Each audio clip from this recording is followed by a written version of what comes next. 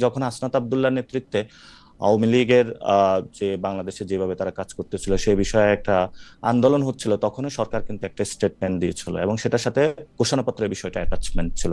তো সরকার যে তরিকায় ঘোষণা পত্রটা দিল, without any signing off any political party অথবা জনগণকে সাথে নিয়ে, এটা কিন্তু বাংলাদেশের যে যারা রাজনৈতিক বিজ্ঞ মহলে যারা রয়েছেন তারা ভবিষ্যতে এটা ইতিহাসের পরম্পরা এটা তারা বিশ্লেষণ করবেন, কিন্তু এই জায়গাগুলো ঠিক ছিল না। তো ঠিক না থাকার কারণে স্বভাবতই, আর এটা একটা জায়গা ছিল, আরেকটা ছিল আমাদের দল থেকে যে প্রতিনিধি সেটা হলো আমাদের আহ্বায়ক এবং সদস্য সচিব ওইখানে অ্যাটেন্ড করবেন, এবং আমাদের দলীয় কোনো কর্মসূচি ছিল না এবং অন্যান্য দলেরও কোনো কর্মসূচি ছিল না। ফলত আপনি যদি বিএনপি অথবা জামায়াতের চিন্তা করেন, ওদের যারা লিডারশিপ তারাই ওইখানে গিয়েছে, তাহলে বাকিরা কি? কেউ বাসায় শুয়েছিল, কেউ তার নিত্য যে কাজ করেছে, কেউ বাজার করতে গিয়েছে, কেউ হয়তো ফ্যামিলিকে টাইম দিয়েছে, কেউ অথবা অন্য জায়গায় গিয়েছে। তো আপনি কি তাহলে বলবেন যে বিএনপির যে স্থায়ী কমিটির ওই মেম্বার যারা রয়েছেন অথবা জামাতের যারা মজলিস শুরার সদস্য রয়েছেন, ওই প্রত্যেকটা ব্যক্তির খোঁজ খবর মানে ওই দিন কি ছিল? ওনারাও তো এখন দাবি করতেছে যে ওনারা তো গণ অভ্যুত্থানে ছিল এবং ওনাদের নেতৃত্ব নাকি না গণ না, জনাব অভ্যুত্থানে পাটোয়ারি, হয়েছে। জনাব পাটোয়ারি, আমি কিন্তু আমি আমরা অনেক সেখানে মনোযোগ দিয়ে শুনে আমরা আমি আমরা এইটাকে হ্যাঁ বড়জোর বলতে পারি আমরা যে আপনি শাক দিয়ে মাছ ঢাকার ক্ষেত্রে আপনি খুবই দক্ষ। এখন আপনি অন্যরা কি করছে সেটা আপনি যদি কোনোদিন আমারে বলেন, আমার একটা সাংবাদিক হিসেবে আমার একটা প্রত্যাশা থাকলো যে এটা আপনি আমাকে আগে বলবেন যে 5 তারিখ আসলে আপনারা কেন গেছিলেন। এখন সেটা এখন আপনি বলতে না পারেন সেটা তো অসুবিধা নাই, কিন্তু আচ্ছা, আমরা খালিদ ভাই, আমরা এটাতে আপনার কি চিন্তা হয়? আপনার আমার মনে আপনার হয় যে মানে আপনারা যে আমি যে আপনার ক্ষমতার কেন দ্বন্দ্ব গিয়েছিলাম? আমি আমি আমার হাইপোথিসিসটা বলি। আমি যে ক্ষমতার দ্বন্দ্ব হুম, নিয়ে আপনাকে প্রশ্ন করছিলাম, আমার কাছে এটা একদম একদম একদম যদি আপনি আমার মত জানতে চান, আমি মনে করি যে এটা আপনাদের ভেতরকার ক্ষমতার দ্বন্দ্ব। আপনারা মনে করেছেন যে সেখানে নাহিদ সাহেবকে আমন্ত্রণ জানানো হয়েছে, আপনারা মনে করেছেন যে সেখানে অন্য জাহি সাহেবদের আমন্ত্রণ জানানো হয়েছে, আপনাদেরকে প্রপারলি আমন্ত্রণ জানানো হয় নাই। সেই জন্য আপনারা রাগ করে সেই রাগটা দেখানোর মতো করে, এবং আপনারা জানেন বাংলাদেশে আপনারা পরিচিত, আপনারা যেখান দিয়ে যাবেন, বিমানবন্দর দিয়ে যেখান দিয়ে যাবেন, আপনারা 100টা মাস্ক পরলেও লোকে আপনাদেরকে চিনবে, চীনের লোকে ধারণা করবে আপনারা কেন এখন কক্সবাজার যাচ্ছেন। এবং আমরা কিছু সাংবাদিক হয়তো আরেক পা আগায়া বাড়ায়া মিথ্যা কথা শুই না, ওটা হয়তো লিখবো, কিন্তু আপনারা এবং আপনারা প্রকাশ্যে এটা গিয়ে আপনারা একটা বার্তা দিতে চাইছেন, আমরা সবাই এই বার্তাটা পাইছি।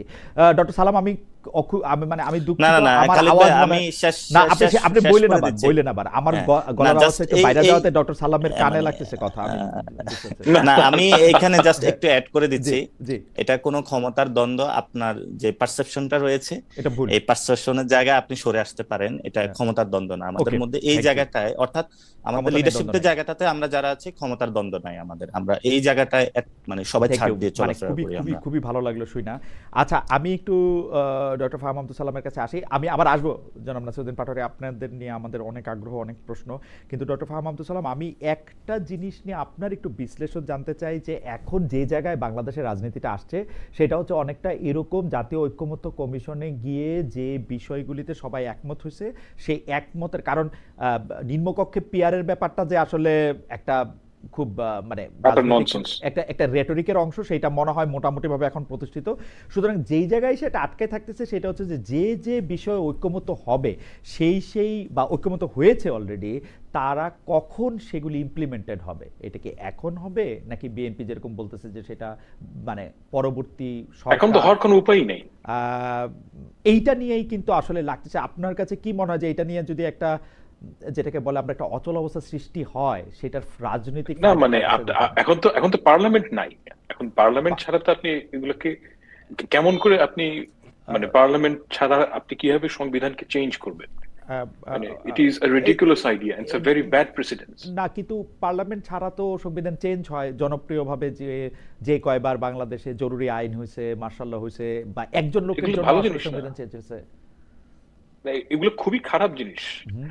ইফ ইউ কিন্তু থিঙ্ক উপায়টা কি, কেয়ারফুলি, কিন্তু উপায়টা কি যদি কেউ, উপায়টা ইজ ভেরি সিম্পল, জি উপায়টা ইজ ভেরি সিম্পল। বলেন তো যে উপায়টা কি? আপনাকে তিনটা political party, hmm let's say BNP hmm 855টার মধ্যে 750টার মধ্যে হুম রাজি হয়েছে, hmm right? Hmm and they would say, hmm promise করবে যে হুম আমরা এই 750টা ইমপ্লিমেন্ট করব। হুম যেই কটাতে সবাই রাজি হয়েছে হুম সেই কটাতে সবাই মিলে ঠিক করবে যে আমরা, আমাদের প্রথম কাজ হবে কি, হুম যে আমরা যখন গভর্নমেন্ট ফর্ম করব পার্লামেন্টে গিয়ে আমরা হুম ডিবেট করে এই হুম 750টা যে ইনক্লুশন সেগুলোকে আমরা একসেপ্ট করব। বাকি যে পয়েন্ট গুলো আছে যেগুলোতে ধরা যাক এখন পর্যন্ত কোনো একমত নাই, সেই ক্ষেত্রে আপনি ধরে নিবেন যে 3 পলিটিক্যাল পার্টি, 3 জনই বলবে যে সাপোজ আপনার 100টার মধ্যে সমস্যা আছে, রাইট, অথবা 50টার মধ্যে সমস্যা আছে, তারা তাদের ম্যানিফেস্টোতে বলবে যে আমরা এই version of this we will implement that, এবং আমরা এটাকে এমন ভাবে রিড করবো যে পাবলিক যাকে ভোট দেয় তার ম্যান্ডেট আছে ওই জিনিসগুলো তার মতো করে করা, যেই 50টার মতন বাদ আছে। কিন্তু যেই 750টা গভর্নমেন্টকে, 3টা পলিটিক্যাল পার্টিকে বাংলাদেশের মানুষকে প্রমিস করতে হবে যে আমরা এই 750টা এই এতগুলো যে সংস্কার, সেগুলোতে আমরা সবাই কমিট করলাম না। Why this is important? আমরা অ্যাজ এ পলিটি আমাদেরকে একটা বুঝতে হবে যে আমরা একটা লম্বা জার্নিতে শুরু করলাম। আমরা যদি একটা জিনিস প্রমিস করি জনগণের কাছে, সেই প্রমিসটা আমাদের রাখতে হবে, এবং এই প্রমিসটা যদি আমি না রাখি তাহলে আমাকে নেক্সট ইলেকশনে আপনি এটার জন্য ভোট দিবেন না আমাকে। এই কারণে আপনি যে সরকার দেখেন, জনগণের সাথে গণতান্ত্রিক দলগুলোর একটা সম্পর্ক তৈরি হতে হবে, এবং সেটার একটা বড় অংশ হচ্ছে গিয়ে যে আপনি যেই কটাকে বলছেন যে আমরা এটাকে মেনে নিয়েছি, সেই 750টা ইউ প্রমিস, কিন্তু ঘটনা তো ঘটতে হবে পার্লামেন্টে। পার্লামেন্টে আপনি কি মানে যদি না যান আপনি কিভাবে এটা করবেন? না, আপনি ডক্টর সালাম, আমি এখানে দুইটা প্র্যাকটিক্যাল সমস্যার কথা বলে আপনার কাছে একটু নিদান চাই। একটা প্র্যাকটিক্যাল সমস্যা হলো আমরা কিন্তু বিএনপিকে আগে দেখছি, আমি একদম স্পষ্ট মনে করতে পারি যে 2001 সালে বিচার বিভাগ আলাদা করার ক্ষেত্রে সব কিছু নিয়ে রেডি ছিলেন ব্যারিস্টার সৈয়দ ইশতিয়াক আহমেদ, সেই সময়কার আইন উপদেষ্টা, কিন্তু তাকে জানানো হয়েছিল যে এটা বিএনপি গভর্নমেন্টে গিয়ে এটা করবে, পার্লামেন্টটা করবে, 5 বছর এটা করে নাই, ফ্যাক্ট রিমেন্স। এখন আমি যদি 90-এর গণ আন্দোলনের তুলনা দেই, যেই তুলনা আপনি অনেকবার দিচ্ছেন, আপনারা আমি শুনি, সেইটার ক্ষেত্রেও সেটা আসলে করতে পারে না। এখন বিএনপি ক্ষমতায় গিয়ে যেগুলির ব্যাপারে একমত হয়েছে সেগুলি যে করবে, সেইটা আমরা মানে এত বড় নদীতে আমরা নৌকাটা বাঁধবো কেমনে? মানে আমরা তো আর এটা বিশ্বাস করতে পারি না। মানে আচ্ছা, what is your other option? আর দ্বিতীয়টা আদার অপশনটা বরং আমি নিদানটা আপনার কাছে। আর দ্বিতীয়টা হইল যে বিএনপির ক্ষেত্রে যদি আমি দেখি, এখন যদি বিএনপি আর এনসিপি যখন তারা ইলেকশন করবে, তখন ইলেকশন করতে গিয়ে যদি তারা বলে যে দেখো বিএনপির জন্যই এটা আমরা ইমপ্লিমেন্ট করতে পারলাম না, এটা তো বিএনপির জন্য রাজনৈতিকভাবেও খারাপ। এখন আদার অপশনটা আপনি ভাইবা আমাদেরকে একটা বলতে পারেন, কিন্তু আপনি যদি বলেন যে সংবিধান ছাড়া কোনো অপশনই নাই, তাইলে এটা একটু মানে কেমন শোনায়। না, আপনার তো লিগ্যাল টুলটা নাই, মানে আপনি তো আমরা তো ওই যে যেটা ভূতাপেক্ষ বা রেট্রোস্পেক্টিভ বলি না, ওরকম ভাবে তো আমরা করতে পারি। আমরা তো করছি আসলে 17টা সংশোধনী আমাদের সংবিধানের, খারাপ উদাহরণ কিন্তু আছে তো। It's a very bad thing. দেখেন, আমি আপনাকে একটা কথা, আমি একটা জেনুইন ওপিনিয়ন বলি আমার, যে বাংলাদেশে যদি আপনি আওয়ামী লীগের মতন যদি একটা বিরোধী দল থাকে, এবং যদি এনসিপি, বিএনপি কিংবা জামায়াত ইসলামী ওই ধরনের বিরোধী দল হয়, তাহলে বাংলাদেশের রাজনীতি সামনে আগাবে না। একটা ডেমোক্রেসি হচ্ছে কি অনেক বড় ব্যাপার হচ্ছে কালচার। ডেমোক্রেসির সবচেয়ে বড় ব্যাপার হচ্ছে জেন্টলম্যানস এগ্রিমেন্ট। আপনি যদি সারাক্ষণ ঝগড়ার মোডে থাকেন, আপনি কিচ্ছু অ্যাচিভ করতে পারবেন না, নাথিং। কারণ কথা হচ্ছে যে আপনি সংবিধানে সবকিছু লিখে দিতে পারেন, কিন্তু ওটাকে যদি আপনি ওটা যে মানবেন, এটা কিন্তু এসেনশিয়ালি একটা জনগোষ্ঠীর পলিটি হয়ে ওঠার একটা নিদর্শন। এই যে পলিটি হওয়ার জন্য আপনাকে তো সব পক্ষকে, মানে আপনি তো প্রথম স্টেপ হয় ডিস্ট্রাস্ট, আপনি কিচ্ছু অ্যাচিভ করতে পারবেন না, এটা গ্যারান্টিড। এবং আমি মনে করি যে 2001 সালের বিএনপি আর এখনকার বিএনপি এক বিএনপি না, রিয়ালিটি হ্যাজ চেঞ্জড। ঠিক সেভাবে 2001 সালের জামায়াত ইসলামী এখনকার জামায়াত ইসলামী না। এবং আমি মনে করি না যে যেই প্রমিস গুলো, মানে যেই ব্যাপারগুলো ঐক্যমত হয়েছে অলরেডি, সেগুলো ইমপ্লিমেন্ট না করার কোনো উপায় থাকবে বলে আমার মনে হয় না। কিন্তু ডক্টর সালাম, আপনার কাছে মনে হয় না যে এই যে লিগ্যাল যে কোনো টুল নাই, বা লিগ্যাল টুলের ব্যাপারে শুধুমাত্র বিএনপি যে কনসার্ন হইতেছে, এইটা কেন? মানে লিগ্যাল টুল যদি না থাকে, আমরা যদি এটা জোর করে করি, এটা যদি খারাপ একটা প্রেসিডেন্স হয়, এটা তো এনসিপিরও বোঝার কথা, এটা তো জামাত ইসলামীরও বোঝার কথা। এনসিপি বা জামাত ইসলামী লিগ্যাল টুলটা না থাকা সত্ত্বেও এটা করতে বলতেছে, বিএনপি কেন সংবিধানকে বাঁচানোর জন্য, সংবিধানের মর্যাদা সুমহান রাখার জন্য এত বেশি ব্যস্ত এখন? ইট ইজ নট অ্যাবাউট সংবিধানের মর্যাদা, ইট ইজ অ্যাবাউট হচ্ছে কি আপনি যদি দেখেন, NCP is not going to form the government, that this is the reality. মানে আমরা অনেকভাবে বলতে পারি, বাট রিয়ালিটি এরকমই। এখন এনসিপি যারা গভর্নমেন্ট ফর্ম করবে না তাদের জন্য অনেক ধরনের কথা বলা সম্ভব। যখন আপনি অ্যাকচুয়ালি গভর্নমেন্ট রান করবেন তখন আপনি খেয়াল করবেন যে অনেক জিনিস কাজ করা যায় না। আপনি সরকার যদি ফর্ম করতে না হয় তাহলে আপনি বলতে পারেন ইন্ডিয়াকে খায়া দাও, ভাঙ্গা দাও, সবকিছু। কিন্তু যখন আপনি অ্যাকচুয়ালি রান করবেন government, then you will see the reality is difficult.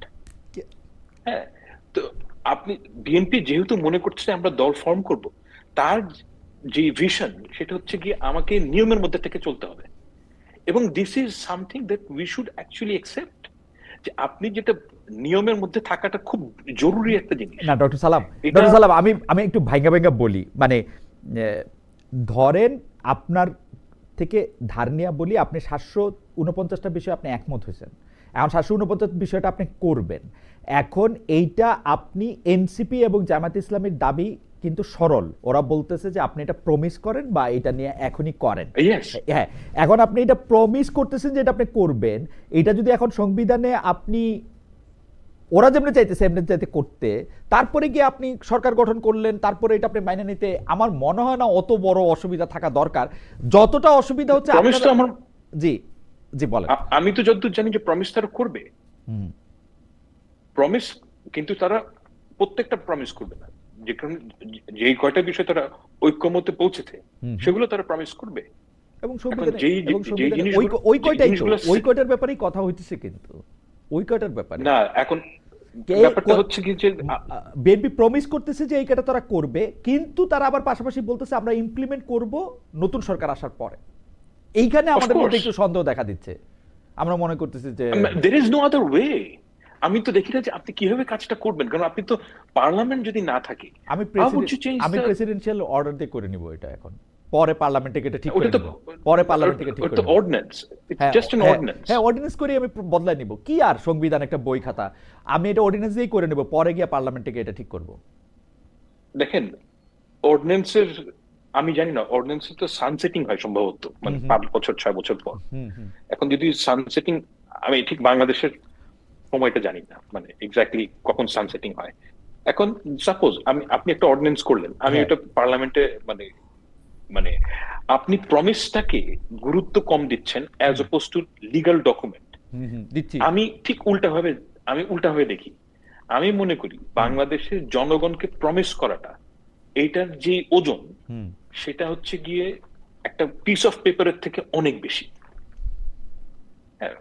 এবং ওই জায়গাটায় যদি আপনি বিএনপি কে বলেন কিংবা জামায়াত ইসলামীকে বলেন এবং এনসিপি কে বলেন, তিনজনকে যদি বলেন যে আমরা ঐক্যমত্যের জায়গাটা আমরা তিনজনই প্রমিস করব যে এই কয়টা জায়গা যেই ক্ষমতায় আসুক।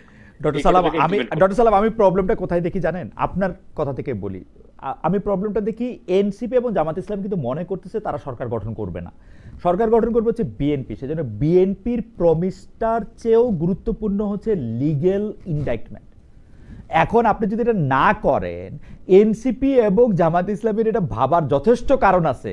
বিএনপি যখন 270টা বা 170টা বা 151টা সিট নিয়েও আসবে, তখন ও এটাকে পিছাতে থাকবে, বলবে না, করবে না, নানা কারণ দেখাবে, মানে করতে পারে আর কি ইচ্ছা করলে। কোর্স করতে পারে, এবং যদি বিএনপি করে বাংলাদেশের মানুষ বিএনপির এগেইনস্টে যাওয়া উচিত। দিস ইজ বাংলাদেশের মানুষ তার এনার্জি নাই। 15 বছর শেখ হাসিনার বিরুদ্ধে জুলাই আগস্টে এত রক্ত টত্ত দিয়ে আর এনার্জি নাই তো। ওয়েল, দমে গেলে চলবে না, তো সারা জীবন আমরা এগুলিই করতে থাকবো। আচ্ছা যাও ডক্টর সালাম, আপনার বক্তব্য পরিষ্কার। আমি একটু আরেকটা প্রসঙ্গে আপনাকে একটু প্রশ্নটা করে রাখতে চাই, আপনি যদি এর পরে একটু জবাব দেন, মানে আমরা আবার একটু জনাব পাটোয়ারির কাছ থেকে হয়ে আসার পর জবাব দেবো, আপনি শুরুটাও করতে পারেন। সেটা দেখলাম যে আমরা কিন্তু এটা দেখেছিলাম যে বিএনপি নেতাদের দ্বিতীয় প্রজন্মকে দিয়ে একটা প্রেসার গ্রুপ তৈরি করে আসলে বিসিবি নির্বাচনী বৈতরণী পার হতে চেয়েছিলেন বাংলাদেশ ক্রিকেট টিমের সাবেক অধিনায়ক তামিম ইকবাল, কিন্তু সরকারের কর্তৃত্ব ব্যবহার করে মূলত সেইটা আবার ঠেকালেন ক্রীড়া উপদেষ্টা জনাব আসিফ মাহমুদ সজীব ভুঁইয়া। বিএনপি ক্ষমতা হলে যে দেশে ক্রীড়াঙ্গন সহ বিভিন্ন ক্ষেত্রে দলীয়করণ, স্বজনপ্রীতি, পরিবারতত্ত্ব কায়েম হবে, বিএনপি নেতাদের দ্বিতীয় তৃতীয় প্রজন্মের খবরদারি বাড়বে, সেই আলামত কি স্পষ্ট হলো, নাকি বিসিবির উপরে যে সরকারের কন্ট্রোল বেশি, অর্থাৎ আসিফ মোহাম্মদ সজীব ভুঁইয়ার কন্ট্রোল বেশি, সেইটা প্রতিষ্ঠিত হলো? আপনি এটাকে দেখতেছেন কিনা, দেখলে কিভাবে দেখতেছেন, মানে এটার মধ্যে একটা পুরোপুরি স্পোর্টস মিশ্রিত, এটার মধ্যে একটা পুরোপুরি হার জিত আছে। এই মুহূর্তে আসিফ মোহাম্মদ সজীব ভুঁইয়া 2-1 গোলে এগিয়ে আছেন বলে মনে হচ্ছে আমার কাছে। আমি উত্তর দিব নাকি আপনি বলবেন? একটু যদি শুরু করেন আর কি। আমি মানে এটা যে ইন্টারনাল পলিটিক্স সেখানে কমেন্ট করাটা ঠিক হবে না। ইন্টারনাল পলিটিক্সটা কি, কারণ আমি এই ইন্টারনাল পলিটিক্স এর মধ্যে আমি এটার বিভিন্ন ধরনের খবর শুনি এবং আমি অ্যাকচুয়ালি শিওর না যে ইন্টারনাল পলিটিক্সটা কি। তবে একটা বিষয় হচ্ছে কি যে মানে বিএনপির ব্লেসিং নিয়ে যারা এখানে আসতে চাচ্ছে আর অন্যদিকে হচ্ছে সজীব ভুঁইয়া, এর মধ্যে একটা টাসাল আছে। এবং এই টাসালটা, তবে একটা কথা কি যে তামিম তো কোনো বিএনপি নেতার সন্তান না, কিন্তু সে বিএনপির ব্লেসড, বিএনপির তার প্রতি মানে ব্লেসিং আছে, সে দলও করেন। এখন কথা হচ্ছে যে এই যে টাসেলটা, এই টাসেলটা এইভাবে না দেখে আপনার একটা জিনিস দেখা দরকার। মানে আমি তো একজন আউটসাইডার, আমি আউটসাইডার দেখি যে মানে বিসিবির মতো মানে বাংলাদেশের যে বাংলাদেশ ক্রিকেট কন্ট্রোল বোর্ডের যে প্রফেশনাল কারা, মানে কার অ্যাকচুয়ালি এক্সপিরিয়েন্স আছে, আমার কাছে তো মনে হয় যে তামিম ইকবালের অ্যাকচুয়ালি এক্সপিরিয়েন্স আছে, মানে he knows probably more than anyone else যে কিভাবে ক্রিকেট রান করা উচিত, সম্ভবত, I am not sure. Okay, তো আমার কাছে মানে as a candidate he is not a bad candidate. Yeah maybe, কিন্তু জনাব আসিফ মোহাম্মদ সজীব ভুঁইয়ার নিয়ে আমরা আরো আলোচনা করব। মানে আমাদের একজন দর্শক বলছেন যে আসিফ মোহাম্মদ সজীব ভুঁইয়া 2-0 গোলে এগিয়ে আছেন, এটাও আমি হয়তো মেনে নিতে পারি। আমি একটু জনাব নাসিরউদ্দিন পাটোয়ারির কাছে যাই একটা প্রশ্নে।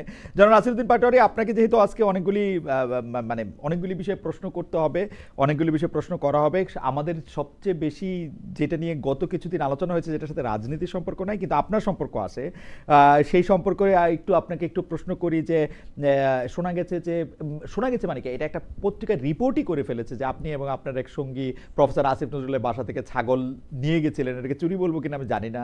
তারপরে হচ্ছে যে আপনারা এটা কেটে কুটে খেয়ে ফেলছেন, আরেক জায়গায় আরেকটা ছাগলের মাথায় লিখে পাঠাইছেন যে চুপ্পুর বা রাষ্ট্রপতির পদত্যাগ চাই। এই ব্যাপারটা আসলে কতটা সত্য, মানে ইজ ইট ট্রু? আমি আবার দেখলাম যে আপনাদের দলের লোকজন বলতেছে যে এইটাকে আপনারা এরকমভাবে দেখতেছেন কেন, ওদের বয়সটাও তো দেখবেন ভাই। মানে আমি জানি না, মানে আপনি এটা একটু কিভাবে বলবেন আমাকে একটু বলেন তো। আমাদের প্রশ্নও রয়েছে আপনার বক্তব্য নিয়েও, জনাব নাসিরউদ্দিন পাটোয়ারি। প্রথমত বাংলা আউটলুক এটা নিয়ে করেছে এবং বাংলা আউটলুক যে স্টোরিটা ছাপিয়েছে এবং বাংলা আউটলুক রান দা বাংলা আউটলুক, এটা আমরা ভালো করে জানি, চিনি এবং সাংবাদিক মহলে সবাই জানে। অনেকে ফেসবুকে স্ট্যাটাস দিতে পারে না, বাংলা আউটলুকে লেখালেখি করে একটু খোঁচা দিয়ে। আমিও আরো কিছু গল্প শুনেছি, এরকম গল্প শুনেছি যে ওই এরকম একটা ছাগল কাণ্ড, ছাগলটা নাকি হলো, কেউ বলে যে এটা ডিজিএফ এর গিফট ছিল, আবার কেউ নাকি এটা বলে যে গিফট ছিল। আপনি নতুন গল্প বলার আগে আপনি বলেন যে আপনি এটা করছেন কি করেন নাই, নতুন গল্প আমরা শুনবো না। আমি ওই গল্পতে আসতেছি। জি, প্রথমত হলো যে এই মানে যারা ছাগল যে কাণ্ড, তো অনেকগুলা গল্প আছে, তবে কিছু গল্প মানে আমি মানে এরকম আমি প্রত্যক্ষদর্শী হয়েছিলাম যে যারা এই রিলেটেড কাজে ছিল, তো জিজ্ঞেস করছিলাম যে কেন, বললো যে ওর কারণে চুপ্পুটাকে পদত্যাগ করার যায় না বা কোনো কিছু, এটা ক্ষোভ ছিল। আর আবার অনেকে বলতেছে যে আমি সবসময় সবাইকে বলেছিলাম যারা উপদেষ্টা আছে কোনো একটা প্রসেসের মাধ্যমে করতে হবে, মানে কেউ যদি কোনো খারাপ কাজ করতে হবে সেটার একটা লিগ্যাল প্রসেস থাকতে পারে, ইথিক্যাল প্রসেস বা সোশ্যাল ভ্যালু, সব প্রসেসের মধ্যে থাকতে হবে। তো আমি অনেকগুলা গল্প শুনেছিলাম, কিন্তু বাংলা আউটলুক যেটা করেছে এটা টোটালি এই স্টোরিটাকে স্পয়েল করে দিচ্ছে আর কি। সেটাতে আমার নামটা এনে, কিন্তু আমি এটাতে কোনো মানে এটাতে আমি কোনো কমেন্টও করি নাই। কিন্তু জনাব রশিদ আবার বলছেন যে হ্যাঁ এরকম একটা ঘটনা ঘটছে, এইটা আবার কেমনে হলো? এটা সেই কমেন্ট করতে পারে, maybe he was engaged, but কিন্তু সেটা নিয়ে আমাকে বারবার ফোন মানে দিতেছিল, তখন আমি মনে হয় বিদেশে ছিলাম। আমি এটা নিয়ে কোনো কমেন্টও করি নাই এবং আমি ওই ফুল যে স্টোরিটা, আমার এটা দেখে অনেক হাসি পাইছে, এটা আমার ফুলটা মানে সত্য না। তবে আসিফ স্যারের যে ছাগল খাওয়া হয়েছে রান্না বান্না করে, এটা সত্য, এটা আমি শুনেছি। এবং হলো সিরিয়াসলি আপনারা প্রফেসর আসিফ নজরুলের ছাগল আইনা রান্না বান্না করে খাই ফেলছেন? এটা কি ওনারে একটা মানে শিক্ষা দিতে, মানে ইয়া করতে, মানে কি করতে, মানে you did এটা that? অনেকের এটা এটা আমি এটা মনে করছি অনেকে যে মনে এটার করে মধ্যে যে একটা রেটরিক আছে, মানে এটা এটা অনেকে এটা এটা কি অনেকে মনে সত্যি করে বলে না? যে এটা, হ্যাঁ, এটা অনেকে মনে করে যে আহ আসিফ স্যার হয়তো এটার মাধ্যমে একটু শিক্ষা পাবে। আবার এটা অনেকে মনে করে যে আহ ঠিক আছে, ওই যে থাকলো, যে বাড়ির পাশে আপনার ছেলে একটা হাঁস খেয়ে ফেললেন আবার কিনে দিলেন। পরে আমি শুনছি নাকি সত্যি সত্যি তাকে হলো একটা ছাগলও কিনে দেওয়া হয়েছে, এবং এটা নিয়ে উনি সিরিয়াসলি? রাগ করেছেন যে যেটা খাওয়া হয়েছে ওটা কালো নাকি লাল ছিল, তো ওনাকে যেটা কিনে দেওয়া হয়েছে রং মিলে নাই, এই জন্য উনি অ্যাকসেপ্ট করেন নাই। আচ্ছা, সো আমার তো এটা আসলে আমার এটা তো আসলে প্রচন্ড আমি ভালো কৌতূহল করে হচ্ছে, বলতে পারবো না। আউটলুকটা হ্যাঁ, আসলে হ্যাঁ। কারা চালায়? আমি তো ডক্টর সাইমুম পারভেজের এটা চিনি, ডক্টর সাইমুম পারভেজ এর প্রধান এটা- সম্পাদক, রাইট? হ্যাঁ, এটা ফাহাম ভাই ভালো বলতে পারবে। না না, আপনিও তো মানে ভালোই বলতে পারবেন, আপনি শুরু করছেন। ডক্টর সালামকে জিজ্ঞেস করবো পরে, মানে কারণ ডক্টর সাইমুম পারভেজ আমি অনেকদিন ধরে চিনি, আপনি উনি খুবই আপনি সজ্জন না এবং না, এগুলা আসলে জি এটা তো বিতর্গত, ধরেন যে মানে ঠিকানাকে চালায়, বাংলা আউটলেট কে চালায়, কোন মিডিয়াকে দখল দিছে বা কিভাবে আছে, এটা সবাই জানে। কিন্তু এগুলো আমি পাবলিকলি আনতে চাই না, কারণ হুম। পলিটিক্যাল ভিতরে এত ন্যাস্টি জগৎ, মানে আর বাংলাদেশের মানুষ আসলে মানে পলিটিক্যাল পার্টি গুলার প্রতি থুতু নিক্ষেপ করবে। তো এটা people will discover what's happening that. আমি মাঝে মধ্যে কিছু কথা বলে ফেলি, পলিটিক্যাল যারা পার্সন, বিজ্ঞজন যারা নিজেদেরকে দাবি করে, বর্ষিয়ান পলিটিশিয়ান, হুম, তারা বলে যে ওরা বাচ্চামি কথা বলে, মানে থাকে না বিতর্গত কিছু বললে ওরা মনে করে যে না না না, আমাদের হলো ভিতরের যে খবর ঠিক আছে, এগুলো বাহিরে আমরা চলে আমরা গেলে। আপনার সত্য কথায় কথা, আসি, বাংলাদেশের পলিটিক্যাল যে কালচার, আপনার কথায় আসি, যে কারণ কালচার হচ্ছে যে গুলো খাওয়া চলতেছে দাওয়ার কথা এগুলো অনেক তো শুনলাম ভালো এবং না। আমি পুরা ব্যাপারটা মানে একটু ভিজুয়ালাইজ করতে পারতেছি, কারণ প্রফেসর আসিফ নজরুলের বাসা যেখানে, তার ছাগল পাশে খুব আগুন গুরুত্বপূর্ণ জ্বালানো কিন্তু হচ্ছে, বাংলাদেশে। রান্না করা হচ্ছে। জি, এইটা ছাগল খুব গুরুত্বপূর্ণ বাংলাদেশের বাংলাদেশে ছাগল খুব গুরুত্বপূর্ণ, এই এক্স্যাক্টলি এক্স্যাক্টলি, হয়তো ছাগলই একটা গুরুত্বপূর্ণ, সরকার না পড়ে না না, গেছে ছাগল হয়তো নিয়ে। হয়তো এটা ছাগলই গুরুত্বপূর্ণ। বাংলাদেশের রাজনীতিতে ছাগল গুরুত্বপূর্ণ না, গরু বা গাড়ি একটা গুরুত্বপূর্ণ সরকার ছিল। সরকার পড়ে গেছে একটা পরে ছাগল যাওয়া নিয়ে। শুরু হয়েছিল ছাগল দিয়ে, এটা বোধহয় ডক্টর সালামের মনে হয়েছিল যে ওই যে মতিউর রহমানের ছাগল। Yes, আচ্ছা, হাওয়েভার কিন্তু আমি একটু জনাব নাসিরুদ্দিন না, পাটোয়ারি, তবে আমি এটা ডিরেক্ট সব কিছু বলতে পারবো না, কারণ আসলে আমি তো উপদেষ্টা না, আর মন্ত্রী পাড়ায়ও আমি থাকি না। হ্যাঁ এটা আসলে পাড়া প্রতিবেশী যারা উপদেষ্টা আছে ওনারা ভালো বলতে আমি অবশ্যই পারবে। এই প্রসঙ্গে আসবো। অথবা অথবা আসিফ আসিফ নজরুল স্যারকেও, আপনারা আসিফ নজরুল স্যারকেও জিজ্ঞেস করতে পারেন ইয়া, কি বা কি। ইয়া, হুম। আসলে তবে ঠিক ওই আছে। বাংলা আউটলুকে আসিফ নজরুল স্যারের তো খুব ভালো সম্পর্ক হুম, সাইমুম ভাইয়ের সাথে। উনি তো হুম, আসিফ নজরুল স্যারের কমেন্টটা নিলেও হয়তো বা ভালো হতো, তখন হয়তো বা এটা একটু ক্রেডিবিলিটি হতো। হ্যাঁ, সো এটা আপনার আসলে আপনার আহ, আজকে যে কমেন্ট, সেই কমেন্ট পাইলেও একটু ক্রেডিবলি হইতো, আপনাকে পায় নাই তাদের, এটা একটা এটা হয়েছে। কিন্তু কিন্তু আমি জনাব নাসিরুদ্দিন পাটোয়ারি, আমি মনে করি যে আপনি যেহেতু কমেন্ট দিতে না, চান আসিফ না স্যার ব্যাপারে, যদি কোনো কমেন্ট করে, আসিফ হ্যাঁ স্যার যদি কোনো কমেন্ট করে, যদি এই ধরনের হ্যাঁ, কোনো বিষয় আসে, এটা হলো মুক্তাদির রুমিও রশিদ, ভাই মুক্তাদির যদি রশিদ, একটা জি, রশিদ ভাই, রুমিও ভাই হুম, একটা গল্পই বলতে পারেন, যদি এটার যে ওনার আছে হুম। অথবা যাকে নিয়ে এই কথাটা আসছে, উনি যদি কোনো কমেন্ট করতো, তাহলে হয়তো বা আমি কোনো কমেন্ট ও দিতাম। হ্যাঁ, সো সেটাও ঠিক আছে। আপনার মানে আমি এখানে এটা নিয়ে কোনো কমেন্ট করব না এই জন্য, ওকে, বিকজ ঠিক দ্যাট আছে। আমিও আরো অনেক বেশি স্টোরি শুনেছি।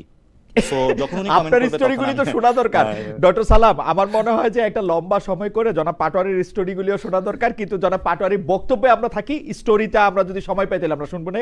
ডক্টর সালাম, আমি আপনার থেকে একটু আগে অনুমতি নিয়ে রাখতেছি যে আজকে আমরা যেহেতু একটু ইয়ার মধ্যে পড়ছি, সেহেতু আমরা একটু অনুষ্ঠানটা একটু লম্বা করবো, আপনি যদি আমাদেরকে একটু একটু That's সময় দেন, okay, কারণ আপনি that's একটা খারাপ ইয়াতে আছেন। জনাব নাসির, আপনিও আমাদের একটু সময় দেন। আপনি আমাদেরকে বলছিলেন, বা সরি আমাদেরকে না, সবাইকেই বলছিলেন যে ফেব্রুয়ারিতে ইলেকশন হবে না, সেই বক্তব্য এখনো আছে কিনা? গতকালও আপনার একটা বক্তব্য এরকম ছিল, মানে ইসি ঘেরাও করে কমিশনকে পদত্যাগ করানো হবে, এই বিষয়ে দলীয় কর্মসূচি কোথায়? এটা আপনাদের দলীয় কর্মসূচি কিনা? আমরা এই ব্যাপারে একটু কনফিউজ কোথায় থাকি জনাব পাটোয়ারি। এনসিপির আসলে মুখপাত্রকে আমরা অনেক সময় দেখি, মানে কেউ একটা এরকম কথা বলতেছেন, পরে আবার আরেকটা কথা বলতেছেন, আমরা এইটার কারণ কি? মানে আপনি কি দলের মধ্যে সমালোচিত হন আপনার কিছু কথার জন্য? অনেকেই বলে থাকেন যে আপনি খুব ডাইরেক্ট কথা বলেন, অনেকে বলে থাকেন আপনি আপনার কথায় আবার অনেক সময় একটু অ্যারোগেন্সও প্রকাশ পায়। দুইটা বিষয় যদি আপনি বলেন, ফেব্রুয়ারিতে ইলেকশন হবে না, সেটার ব্যাপারে আপনি আসলে এক আছেন কিনা? ইসি ঘেরাও করে কমিশনারকে পদত্যাগ করানো হবে, এই বিষয়ে দলীয় কর্মসূচি কবে? প্রথমত আপনি যেটা বলছিলেন ফেব্রুয়ারিতে ইলেকশন হবে না, হুম। আপনি এটার আংশিক বক্তব্য তুলে ধরেছেন, সেকেন্ড অংশটা বলেন না। আচ্ছা, সেকেন্ড পুরোটা অংশটা বলেন, বলেছি পুরোটা বলেন, যদি পুরোটা বলেন। বিচার সংস্কারের গুলো একটি সুষ্ঠু প্রক্রিয়া না হয় তাহলে ফেব্রুয়ারিতে ইলেকশন হবে না। ওকে। তো ফাহাম ভাই যেটা বলছিলেন যে বিএনপি তো গভর্নমেন্ট ফর্ম করতে যাচ্ছে বা রুল করে, তা আমরা তো 1 বছর সরকার কেমন চলতেছে বা কি করতেছে এগুলো খুব ভালোভাবে দেখতেছি। আপনার বিএনপি যে ফর্ম করবে, এনসিপি ছাড়া আবার বিএনপি ফর্মও করতে পারবে না গভর্নমেন্ট। এবং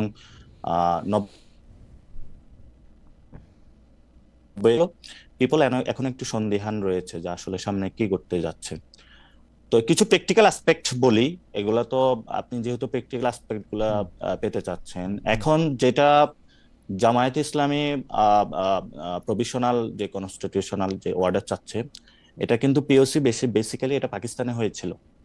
তো সেখানেও আমাদের কিছু রিজার্ভেশন রয়েছে, বিকজ দ্যাট পিওসির মাধ্যমে কিন্তু মার্শাল লর একটা সুযোগ সৃষ্টি হয়েছিল, তো সেখানে আইয়ুব খান ক্ষমতায় এসেছিলেন, আর অনেকগুলো কাহিনী ঘটেছিল। এবং জামায়াত ইসলামের যে পলিটিক্স সেখানের মধ্য দিয়ে কিন্তু বিপ্লব বা যে কোনো কেওয়াজ হলে তাদের অনেক বেশি প্রফিট হয়, যেহেতু এটা রেভলিউশনারি ক্যাডার ভিত্তিক অর্গানাইজেশন। তো আমরা সেই জায়গাতেও খুব কনসার্ন থাকি যাতে এই ধরনের কোনো পরিস্থিতি সামনে সৃষ্টি না হতে পারে। সেকেন্ড যেটা হলো, বিএনপি বলছে যে একটি মানে 5 তারিখে একটা মিটিং হওয়ার কথা, সেখানে হোপসো বিএনপি এই পর্যায়ে এসেছে। আমি যতটুকু জানি তারা রাজি হবে যে একটি প্রেসিডেন্সিয়াল অর্ডারের মাধ্যমে এই প্রসেসটা আগানো, এবং ভবিষ্যতে সংসদে এসে তারা এই জিনিসটা করবে। তো এখন পর্যন্ত মানে এটার কিভাবে খুব ভালো করে সম্পন্ন করবে, এটাতে বিএনপিও একটি ভালো সলিউশন দিতে পারে নাই, জামায়াত ইসলামী একটি সলিউশন দিতে পারে নাই।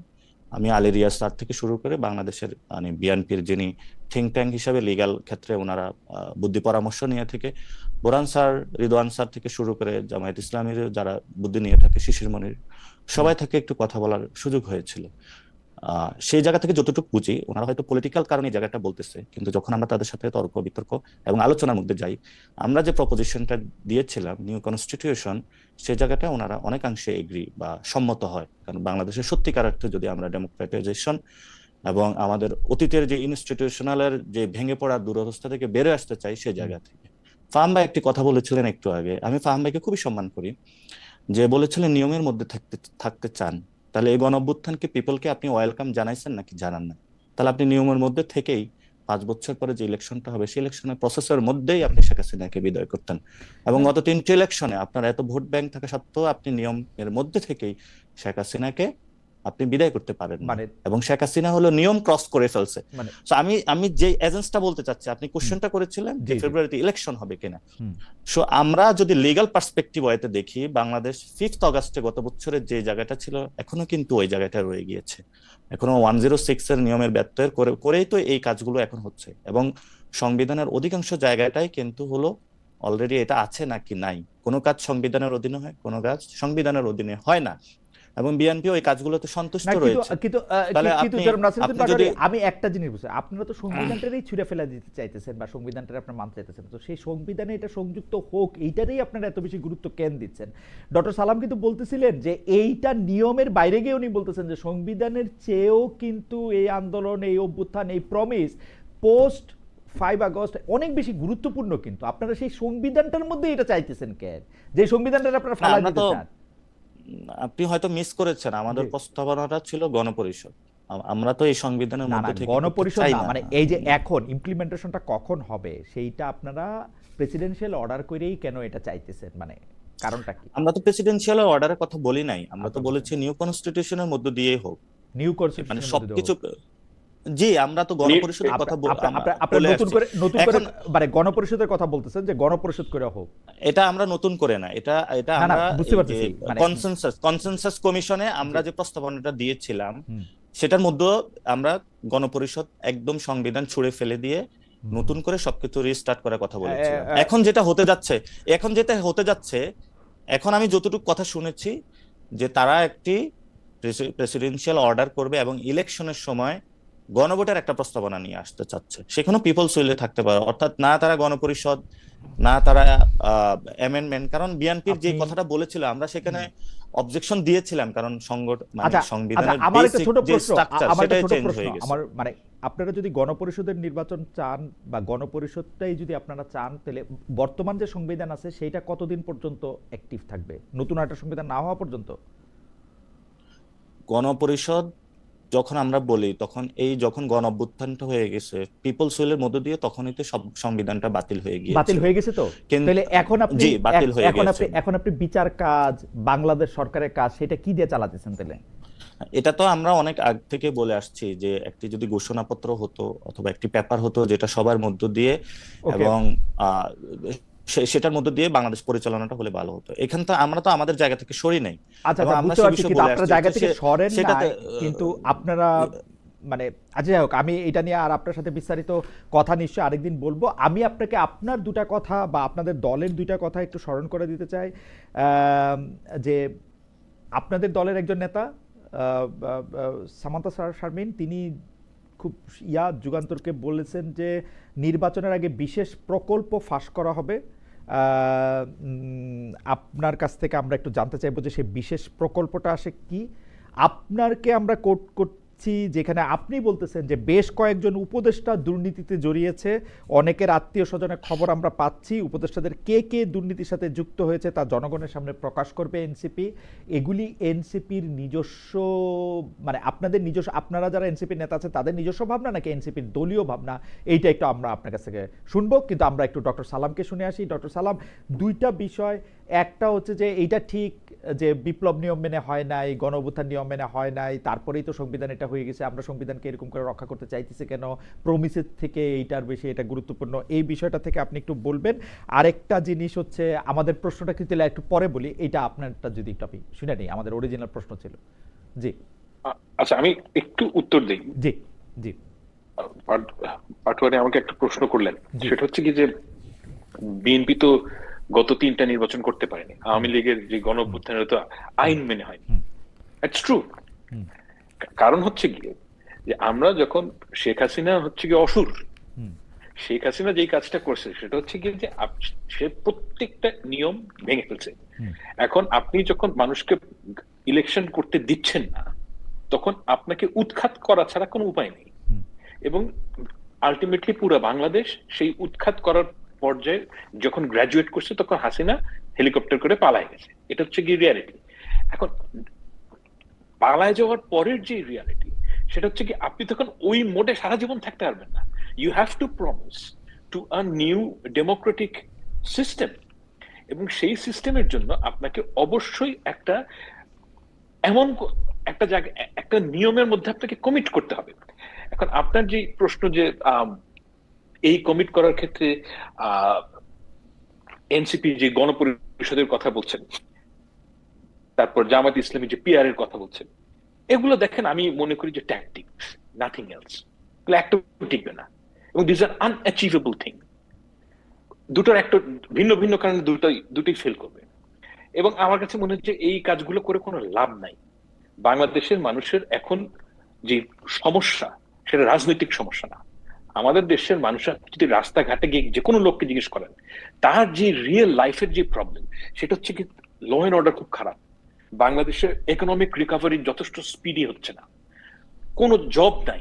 এগুলো হচ্ছে সাধারণ মানুষের সমস্যা। আমাদের দেশের সকল পলিটিক্যাল পার্টির এই ব্যাপারে কনসেনসাসে আসা দরকার। রাজনৈতিক কনসেনসাস এটা বেশি জরুরি, যে আমরা এই জায়গাগুলোকে কেমন করে ট্যাকল করব, ওটা অনেক বেশি জরুরি জিনিস। আপনি আওয়ামী লীগকে বাংলাদেশের সত্যিকারের যদি অতীত বানাতে চান, আপনি যদি আওয়ামী তন্ত্র থেকে সত্যিকারের উত্তরণ চান, তাহলে বাংলাদেশের মানুষকে তাদের যে সুবিধাগুলো দিতে হবে, গভর্নেন্স দিতে হবে। আপনি যদি গভর্নেন্স দেন, আপনি যদি আওয়ামী লীগের চেয়ে বেটার কিছু ডেলিভার করেন, 10 বছর পর আওয়ামী লীগ এমনিতেই নাই হয়ে যাবে। কিন্তু আপনি যদি সারাক্ষণ এই পলিটিক্যাল কাজিয়ার মধ্যে থাকেন, এগুলো একটাও অ্যাচিভ করা যাবে না। এটা হচ্ছে কি বাংলাদেশের বাস্তবতা আমার কাছে মনে হয়। এবং এই জায়গাটায় আমার কাছে মনে হয় যে জামায়াত ইসলামী এবং এনসিপি কমপ্লিটলি রং, ভুলভাবে রিড করছে জিনিসটা। আমি অবশ্য এই বিষয়টা নিয়ে আপনার সাথে কন্টেস্ট করতে চাই না, সেটাতে অনেক আলাপটা একটু লম্বা হয়ে যাবে।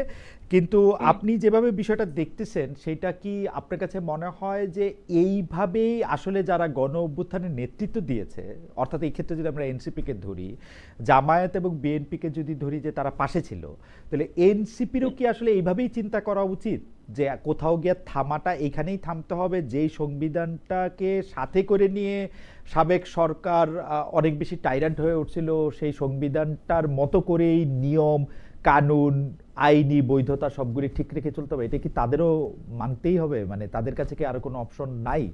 মানে আমরা কি ভাবতে পারি না যে বিপ্লবটা বা অভ্যুত্থানটা বা আমাদের এই কনসেনসাসটা আরেকটু এক্সটেন্ড করা যেতে পারে, টিল আরেকটা Well- সংবিধান আমরা লিখলাম বা Well, win the election and do it. As simple as that.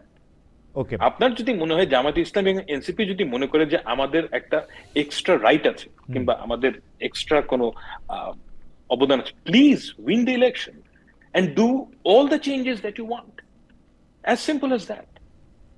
ওকে কিন্তু আপনাকে ডেমোক্রেসির মূল আপনি এখানে বলতেছেন যে ঠিক আছে, জনগণ যদি ম্যান্ডেট দেয়, জনগণ যদি এই কথার উপরে আপনাদেরকে ভোট দেয়, তাহলে Exactly. তো আপনারা এসে এটাই করতে পারবেন। কিন্তু সেই ক্ষেত্রে এই সংবিধান দিয়েই যাইতে হবে আসলে, এবং আমিও আসলে এই সংবিধানে কোনো যাওয়া উপায় নেই। ছাড়া কোনো উপায় দেখি না। মানে এই ক্ষেত্রে আমি কোনো আপনার উপায় উপায় দেখি নেই না। তো। তাহলে আপনি কোর্ট চালাবেন কেমনে, আপনি আসলে মানে Exactly. মানে মানে ব্যুরোক্রেসি কেমনে চালাবেন, বাংলাদেশের নির্বাচন মানুষকে কেমন কিভাবে করবেন? মানে সোশ্যাল সেফটি নেট যেগুলি আছে সেইগুলি আপনি কিসের ভিত্তিতে করবেন, এর কোনোটাই আসলে মানে এগুলি খুব জটিল প্রশ্ন। যাই হোক, আমি আপনাকে প্রশ্নটা করতেছি, আমি শুধু দর্শকদের জন্য একটু জানাতে রাখি, কার্যক্রম নিষিদ্ধ থাকা আওয়ামী লীগ নির্বাচনে অংশ নিতে পারবে না। বিদেশি এই জাতিসংঘের অধিবেশনে সফরের প্রসঙ্গের মধ্যে আসি, জামাতের চেয়ে তুলনামূলকভাবে বড় স্তরের নেতা এরকম অনেকে বলছেন যে, কারণ মির্জা ফখরুল ইসলামকে প্র্যাকটিক্যালি বিএনপি দলটাকে চালাচ্ছেন তিনি, মানে যদি আমরা হায়ারার্কিতেও বলি তাহলে দ্বিতীয় বা তৃতীয় প্রধান নেতা আমাদেরকে বলতে হবে তাকে। তিনি বলেছেন যে ডক্টর ইউনূসের বক্তব্যের মধ্যে বা অ্যাপ্রোচের মধ্যে তিনি সাবেক রাষ্ট্রপতি জিয়াউর রহমানের প্রতিচ্ছবি দেখতে পাচ্ছেন। তো এইটা কি আসলে বিএনপির রাজনীতির একটু ইউটার্ন, নাকি মানে আমি যে প্রায় বলি যে ডক্টর ইউনূস এখন বিএনপির পকেটে ঢুকে গেছে ওইরকম কোনো কিছু একটা, বা বিএনপির সঙ্গে ডক্টর ইউনূসের একটা কি বলবো শুভ বা অশুভ একটা আতাত হয়েছে, ওরকম কিছু একটা বলবো?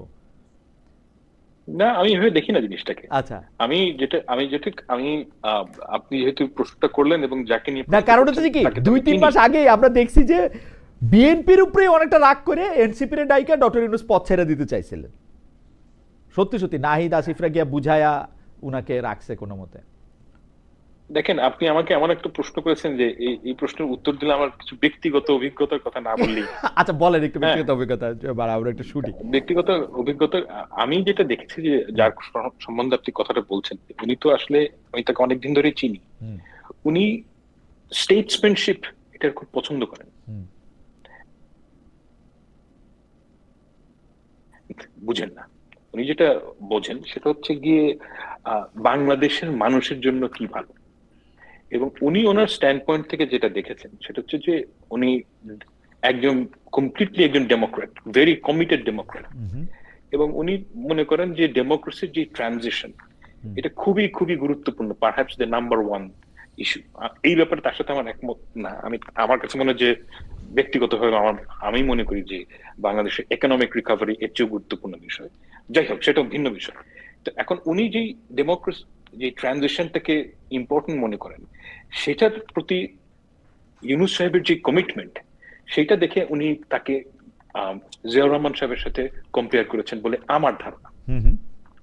এখন আর আমি এটাও মনে করি যে বাংলাদেশের যে ডেমোক্রেটিক ট্রানজিশন এটা একটা ভেরি ইম্পর্টেন্ট। এই ইম্পর্টেন্ট কাজটার জন্য উনি একজনকে, আপনি যেরকম ধরেন মানুষ প্রশংসা করা মানেই চাটুকারিতা না। আমি আমার অনেক ছোট ভাই, প্রশংসা করা মানেই এটা কোনো ডিভিয়াস কারণে মানুষ প্রশংসা করে না। এই জায়গাটা থেকে আমাদের বের হওয়া দরকার যে আপনি কিন্তু জেনুইনলি একজন মানুষকে পছন্দ করে একটা কথা বলতে পারে না, এবং এটা বলতে পারাটাও খুব গুরুত্বপূর্ণ বিষয়। আপনি কেউ যদি খারাপ কিছু করে সেটা সমালোচনা করাটা জরুরি। ইকুয়ালি ইম্পর্টেন্ট হচ্ছে কি কেউ যদি ঠিক কাজ করে ওইটাকে আপনাকে রেকগনাইজ করতে হবে। এবং আমার কাছে মনে হচ্ছে যে ইউনূস সাহেবের এই যে কমিটমেন্ট টু ডেমোক্রেটিক ট্রানজিশন এটা দেখা যাচ্ছে, সেই হিসাবে উনি কথাটা বলেছেন। ওকে, এবং আমি মনে করি যে এখানে কি ডেমোক্রেটিক ট্রানজিশনের অনুবাদ হচ্ছে বিএনপি যেভাবে চাচ্ছে সেভাবে? কারণ আমরা ইউনূস সাহেবকে এতদিন দেখতাম এনসিপি যেমনি চাইতেছে এমনি চলতেছে, কিছু হইলে আবার উনি বলতেছে ওরা তো আমার নিয়োগ করছে, আমি আর বাইরে কোথায় চলবো। এখন আবার একটু বেশি বিএনপি হয়ে গেছে কিনা, মানে আমি এইটাই বুঝতে চাইতেছি, স্পেশালি জনাব তারেক রহমানের সাথে উনার বৈঠকের পর। আর ইউনূস সাহেব তো এনজিও করতেন, ইউনূস সাহেব এটা পারেন আসলে, মানে অবস্থান চেঞ্জ করতে, বক্তব্য চেঞ্জ করতে? না, এটা দেখেন, এই ব্যাপারটা খুব কমপ্লিকেটেড। কমপ্লিকেটেড হচ্ছে কি এই কারণে যে a lot of it depends on personal charm. আমি রাজনীতির একটা জিনিস, আমি গত 30 বছরে আমি একটা জিনিস দেখেছি যে আপনি personal charm it's very important thing. আমি এখন জানি না যে ইউনূস সাহেবের সাথে তারেক রহমানের সাথে কথা হয়েছে তখন কি হয়েছে, ওনার নিজের মধ্যে কোন ধরনের চিন্তা ভাবনা হচ্ছে আমি বলতে পারবো না, কিন্তু আমার কাছে মনে হয় যে হয়তো তাদের পার্সোনাল ক্যারিজমা আছে, যে কারণে ইউনূস সাহেবকে তারা বেসিকলি তাদেরকে আস্থায় আনতে পেরেছেন কিংবা ইউনূস সাহেবের আস্থায় আসতে পেরেছেন। এই জিনিসগুলো ব্যাখ্যা করা খুব কঠিন। আর মানুষ যখন একজনকে পছন্দ করেন তখন হয়তো তার কথা থেকে কিছু বের হয়ে আসে। আমি সবসময় দেখেছি যে ইউনূস সাহেবের প্রতি, আমি আজকে 2 বছরের আগের কথা না, আমি গত 15 বছর ধরে দেখছি যে ওনার সাথে আলমগীর সাহেবের সাথে ইউনূস সাহেবের সম্পর্ক খুবই ভালো, এবং উনি তার সম্বন্ধে সবসময় প্রশংসাসূচক কথাই বলেন, এবং এটা আজকের থেকে না, অনেক 15-16 বছর আগের থেকে আমি দেখি। না না, মানে আপনি তো আসলে ইতিহাসের একজন বিশ্লেষক, আমরা আপনাকে পড়বো বা আমাদের পরবর্তী প্রজন্ম আপনাকে পড়বে 30 বছর 50 বছর পরে। আপনাকে তো আসলে মানে বিএনপি স্পেসিফিকভাবে যে 3 জন উপদেষ্টার বিরুদ্ধে অভিযোগ করেছিল যে তাদেরকে বাদ দিতে হবে, আমরা দেখেছি যে জনাব ইউনূস তাদের সাথেই বৈঠক করতেছেন বিএনপিকে ডাকার ক্ষেত্রে বা তাদের সময়। এখন আবার দেখতেছি যে তিনি আসলে মানে বিএনপির সাথে তার সম্পর্কটা একটু বেশি ভালোর দিকে, মধুর। তো সেইটারকে আপনি আসলে কিভাবে বিশ্লেষণ করবেন সেটা নিশ্চয়ই আপনাকে আপনার সময়ের কলম বলে দিবে। আমরা অন্য প্রশ্নে আপনার কাছে আসবো। আমি একটু জনাব নাসিরউদ্দিন পাটোয়ারের কাছে যেতে চাই। জনাব নাসিরউদ্দিন পাটোয়ারের কাছে 2টা বিষয় আমি একটু জানতে চাইছিলাম যে জনাব নাসিরউদ্দিন পাটোয়ারি, আপনি কয়েকজন উপদেষ্টার বিরুদ্ধে দুর্নীতির অভিযোগ, আপনি এগুলি বলছেন যে এগুলি এনসিপি থেকে প্রকাশ করা হবে, আর নির্বাচনের আগে বিশেষ প্রকল্প ফাঁস করা হবে, সেইটা বলছেন হচ্ছে আপনাদের আরেকজন নেতা সামান্তা শারমিন।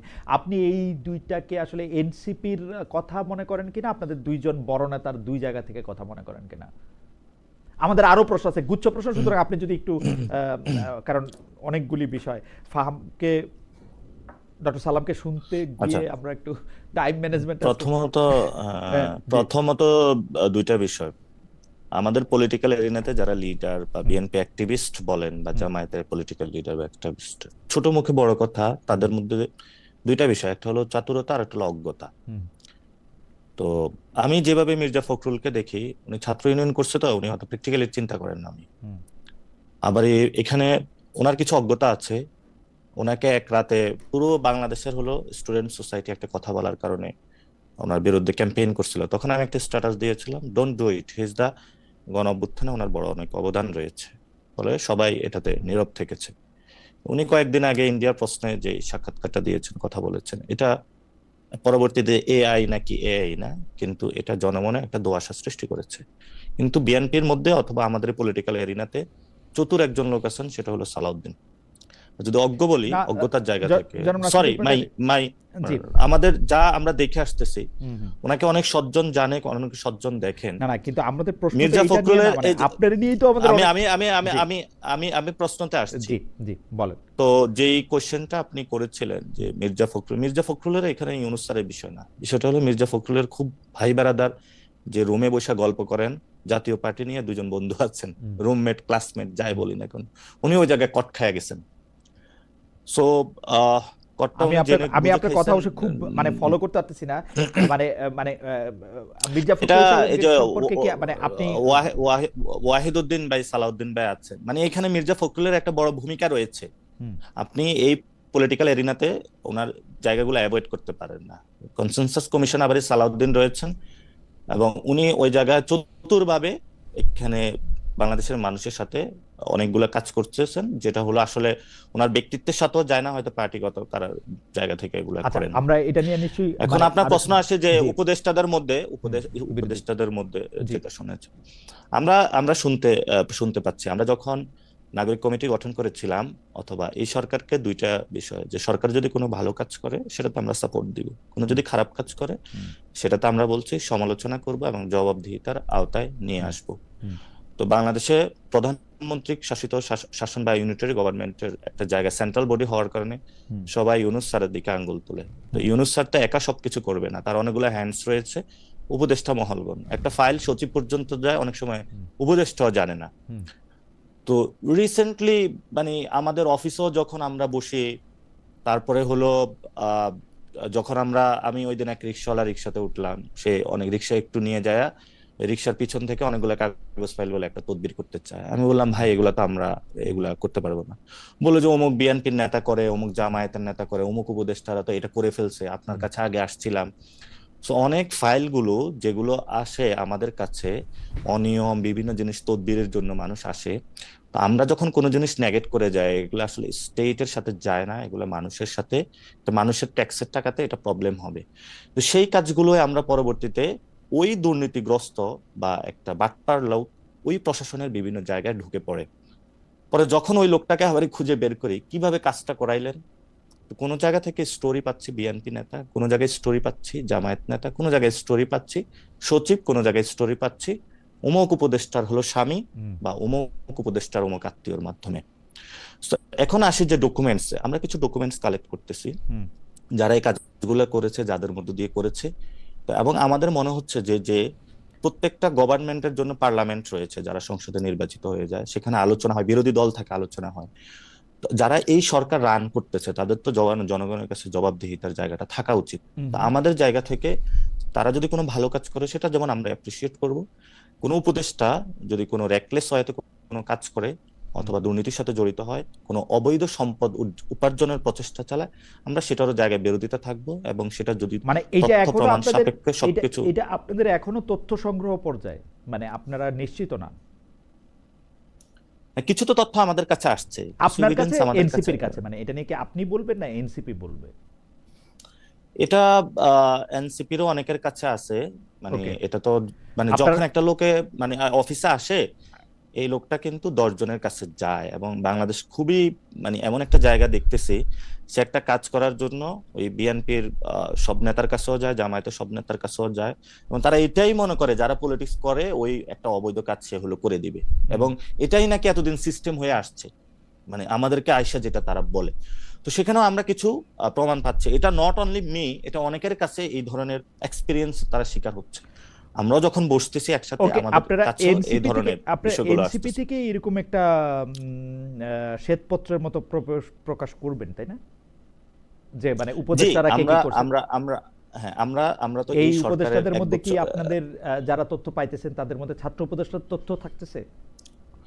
আমরা উপদেষ্টাদের কোনো ছাত্র অথবা কে বিএনপির কোনো জামায়াত এভাবে দেরি না, যারা যখন সরকারে ঢুকে গেছে তাদের জবাবদিহিতে সরকারের জায়গা। ওকে, ফলত আপনাদের সবাই এটাতে আপনার অ্যাকাউন্টেবল, একজন একজন সবাই এই জায়গায় একজন অ্যাকাউন্টেবল। উপদেষ্টা জনাব আসিফ মাহমুদ সজীব ভুঁইয়া, এবার দেখা গেছে যে এবার যে বরাদ্দ দেওয়া হয়েছে ঢাকার বাইরে কাজ করার ক্ষেত্রে, সেটা 2,500 কোটি টাকার মতো, আমি সংখ্যাগুলিকে গোল গোল করে বলতেছি, 2,500 কোটি টাকার জি জি মতো। সেই 2,500 কোটি টাকার মধ্যে উনার যে উপজেলা মুরাদনগর, যেখান থেকে উনি ইলেকশন করবেন, সেই মুরাদনগরে জি দেওয়া হয়েছে সর্বোচ্চ বরাদ্দ 452 কোটি টাকা, গোল গোল করে বলতেছি এই। জি জি জি এবং জনাব হাসনাত আবদুল্লাহকে দেওয়া হয়েছে 397 কোটি টাকার মতো জি অ্যাপ্রক্সিমেটলি। ওকে, তো ওইটা 2,452-কে আপনি যেই কয়টা 2,500 টাকাকে আপনি অনেকগুলি উপজেলাকে দিয়ে ভাগ দেন শুধু দুইটা জায়গায়, এটাকে কি আপনি দুর্নীতি বলবেন, ভালো কাজ বলবেন, নাকি চেয়ারে বসে রয়েছি আমার জায়গায় দিমু না তো কার জায়গায় দিমু, ঠিকই আছে, কোনটা বলবেন?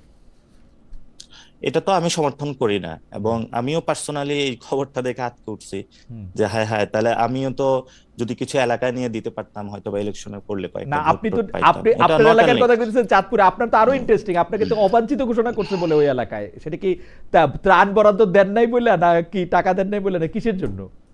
এটা তো আরেকটা খবর। বিএনপির দুইটা, ওইটা বিএনপির দুইটা গ্রুপ ছিল, এক আচ্ছা, গ্রুপ হলো আগে প্রোগ্রাম করেছে, এখন আরেক গ্রুপ প্রোগ্রাম করতেছে। তো ওই এলাকার মানুষ তাদেরকে বলতেছে হ্যাঁ। যে বিএনপির মগজ কি এই জায়গায় চলে গিয়েছে, একটা প্রোগ্রাম নামাইতে হবে কিভাবে, 1 মাস আগের ইস্যু নিয়ে তারা আসলে প্রোগ্রাম কি করবে নিয়ে কোনো কনটেক্সট পাচ্ছিল না।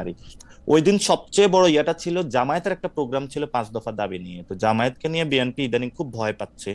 তো তারা একটা প্রোগ্রাম দিবে, কি কনটেক্সট দিবে তারা পাচ্ছিল না। তো এটা আমার ওইখানের যিনি ছাত্রদল তার সাথে কথা হয়েছিল, এলাকার যারা আচ্ছা, ছিল ঠিক তাদের আছে, সাথে মানে কথা ছিল। এইটা তো বুঝতে এটা পারছি যে আমিও তো এই এইটা প্রসঙ্গে নিয়ে তো আমি যেতে চাই না, কারণ আচ্ছা, অলরেডি এটা মানুষের ঠিক কাছে আছে, ওরা ওইখানে হাসির পাত্র আচ্ছা, ঠিক হয়েছে আছে, তারা। এইটা এইটা তো যেটা এটা এই ওইটা যদি বরাদ্দ আপনি একটু বলেন, প্রশ্নে বরাদ্দর আপনি ক্ষেত্রে আসিফ বরাদ্দ, মোহাম্মদ সজীব জি ভুঁইয়া, জি, মুরাদনগর, হাসনাত আব্দুল্লাহ, বরাদ্দ দেববিদ্যা। প্রশ্ন, এটা আমিও সারপ্রাইজড হয়েছি যদি কোথাও হয়। এটা আসলে বাংলাদেশের কোনো সিস্টেমেটিক প্রসেস নেই, এবং আপনি আরো আশ্চর্য হবেন, আপনি এই নিউজটা দেখেছেন কিনা, কোন মন্ত্রণালয়ের একজন সচিব তার এলাকাতে এই বরাদ্দের কাছাকাছি শুধু একটা জায়গায় তার এলাকাতে নিয়ে গিয়েছেন। এবং আপনি শুধু এটা না যে আপনার না, এই কিন্তু সচিবরা তো বিভিন্ন দুষ্ট, জন দ্বারা, সচিবরা তো দুষ্ট। আপনারা তো নতুন বন্দোবস্তের কথা বইলা ক্ষমতায় আসলেন, আপনাদের না আমি তো এটা এখন জনাব সমর্থন আসিফ করি না, মোহাম্মদ সাজিব আমি ভুঁইয়া এবং আপনাকে হাসনাত আব্দুল্লাহ, এটা জনাব স্পষ্টত হাসনাত বলেছি। আব্দুল্লাহ, আমি মানে আমি আমি আমি এটা আমি আমি এটা আমার এটা- জায়গাটা বলি, মুরাদনগর বা দেবিদ্বারে যদি কোনো উন্নতি হয় এটা আমারই সবচেয়ে বেশি উপকার হবে। কিন্তু ঘটনা হইতেছে ন্যায় বা ন্যায্যতার কথা তো একটা থাকতে হবে। আমি চেয়ারে বসছি, এখন আমি মুরাদনগরে সবচেয়ে বেশি বরাদ্দ দিলাম, হাসনাত আব্দুল্লাহ আমার বন্ধু, হাসনাত আব্দুল্লাহকে আমি সবচেয়ে বেশি বরাদ্দ দিলাম। এইটা যদি আপনারা প্রতিষ্ঠা করেন তাহলে মানে এটা কিরকম হইলো বলেন? এটা তো আমি আমি আমি আমি বললাম কিন্তু না, আপনারা তো কোনো যদি প্রতিবাদ এরকম- করেন নাই। এনসিপি তো পিক এন্ড চুজ করেন। এনসিপি তো না, না, যেহেতু উনি আসিফ মোহাম্মদ NCP সজীব ভুঁইয়া, আপনি চিন্তা করেন উনি যদি অন্য আসিফ হইতেন, উনি যদি আসিফ নজরুল হইতেন, আপনারা কি করতেন বলেন? ছাগল এমনি না, খায় ফেলছেন এটাও তো ধরেন, এর মধ্যে উনি না, যদি না, এইটা আপনি এটা করতেন, বলতে পারেন না।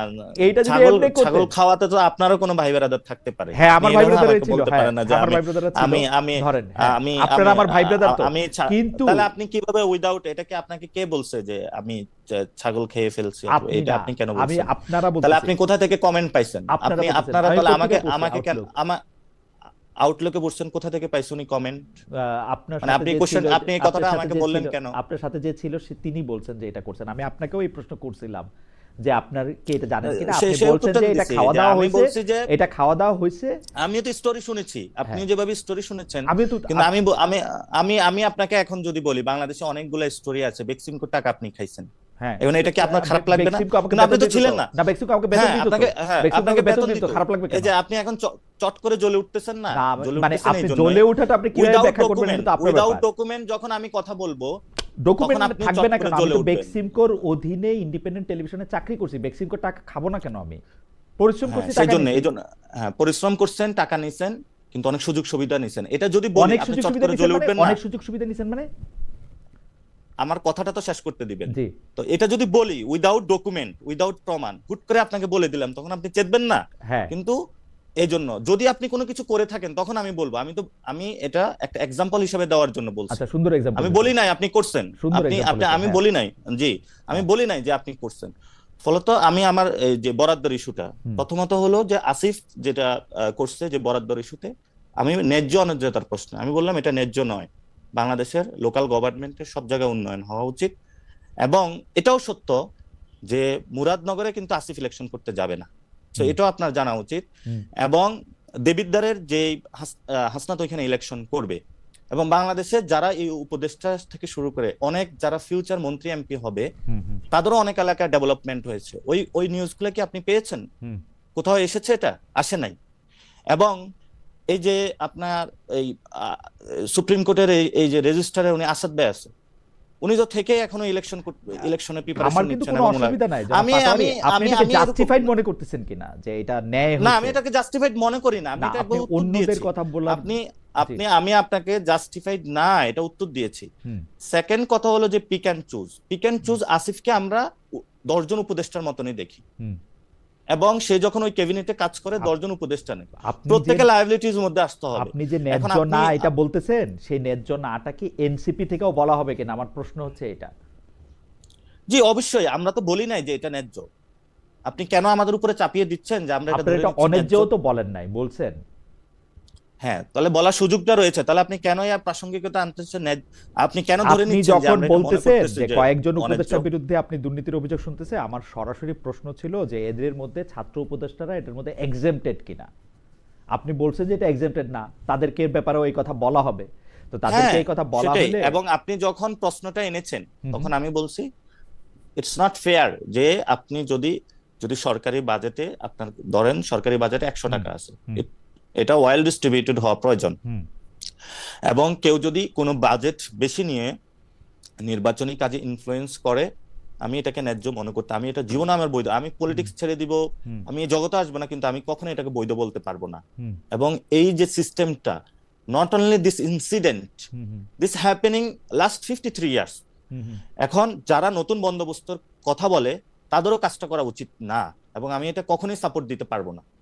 সে আমার বাপ, ভাই, সে ছাত্র প্রতিনিধি হোক, কে হোক, আমি এই ধরনের যদি এটা অন্যায্য কোনো কিছু আমি সাপোর্ট দিতে পারবো না। আপনি আপনি আপনি আপনি তাদের সাপোর্ট দিতে পারবেন না, এবং যারা ছাত্র উপদেষ্টা আছেন আপনি বলতেছেন যে এই ছাত্র উপদেষ্টা এই জায়গা থেকে ইলেকশন করবেন না, কিন্তু তিনি বরাদ্দের চেয়ে বেশি বরাদ্দ দিতেছেন, এটা আপনি ন্যায্য মনে করতেছেন না। আমি আবারও আপনাকে প্রশ্ন আমি ন্যায্য করতে চাই, আমি ন্যায্য মনে করি না। আপনি যদি আমি ছাত্র আমি- ছাত্র আমি আবারও প্রতিনিধির আপনাকে এই প্রশ্ন আলাপে করতেছি আসেন, যে আপনাদের দলে এই ব্যাপারটা নিয়ে আলোচনা হয়েছে কিনা, দলও এটাকে ন্যায্য মনে করে না কিনা, কারণ যেহেতু না এনসিপি। এটা আমাদের অধিকাংশ মেম্বারের ন্যায্য। অনেকেই আমাদেরকে প্রশ্ন করছে, যেহেতু আমরা লিডারশিপে রয়েছে, যে তাহলে আমাদের এলাকায় কেন উন্নয়ন হলো না। আমরা কোনো তাদেরকে সদুত্তর দিতে পারি নাই। এবং নট অনলি দ্যাট, আপনি আমাদের আরেকজন ছাত্র, যিনি ছাত্রদের মধ্যে থেকে উপদেষ্টা হয়েছেন, মাহফুজ আলম, যদি তারা নতুন মধ্যে, মাহফুজ আলমের এলাকায় কি এ ধরনের কোনো উন্নয়ন হয়েছে? হয় নাই। মাহফুজ আলমের এলাকায় মানে এই ধরনের উন্নয়ন আপনি খোঁজ নিয়েন, আপনি না না, আমি আপনি সেটা খোঁজ বলতে নিয়েন। চাইতেছি না যে আমি এটা বুঝাতে চাচ্ছি, হুম, আপনি একটা জিনিস দ্বারা সবকিছু মানে সামগ্রিকভাবে যখন একটা জিনিস নিয়ে আসেন, হ্যাঁ, তখন এমনি কিন্তু পিপল আমাদেরকে এই ধরনের মনে করে, যেমন আমাদের এলাকার মনে করে আমার বিএমডব্লিউ আছে, মার্সিডিজ আছে। হুম, তো এটা এক ধরনের, এটা কিন্তু সোশ্যাল ফেয়ারে বা বিভিন্ন জায়গায় এগুলো সম্মতি উৎপাদন করা হয়। অথচ যখন আমরা মানে এত কষ্ট করতেছি, যেমন আমি পার্সোনালি একটা টাকা দুর্নীতি করি নাই, তখন এগুলো আসলে শুনতে খারাপ লাগে। মানে আপনি যখন সামগ্রিকভাবে সবাইকে ঢুকিয়ে দিবেন, কিন্তু যেটা অন্যায্য আমি এটাকে অন্যায্যই বলবো। এটা এটা কখনো আমি ন্যায্যতার প্রশ্ন, আমি এটা বৈধতা সেখান থেকে যদি দল থেকে এইভাবে হলো, তাহলে দলকে আপনি, তাহলে আমার যে জিজ্ঞেস করা উচিত, যা কিছু হচ্ছে সবাইয়ের কেন কেন আমরা কমেন্ট করি না। হুম। কিন্তু আমরা এটা বলি নাই যে যদি দুইটা এলাকায় বা বাংলাদেশের এক জায়গায় শুধু অয়েল ডিস্ট্রিবিউশন হয়, আমি এটাকে অন্যায্য মনে করি। এবং যদি দল এটাকে না মনে করে, আমি দল ছেড়ে চলে যাব, কিন্তু আমি এটাকে ন্যায্যতার প্রশ্ন দিব না। আপনি মনে করতেছেন যে দলেরও এটা বলা উচিত, এবং দল যদি এটা মনে না করে তাহলে আপনি দল ছেড়ে চলে যাবেন। যাই হোক, এটার ব্যাপারে হ্যাঁ, আপনি অবশ্যই।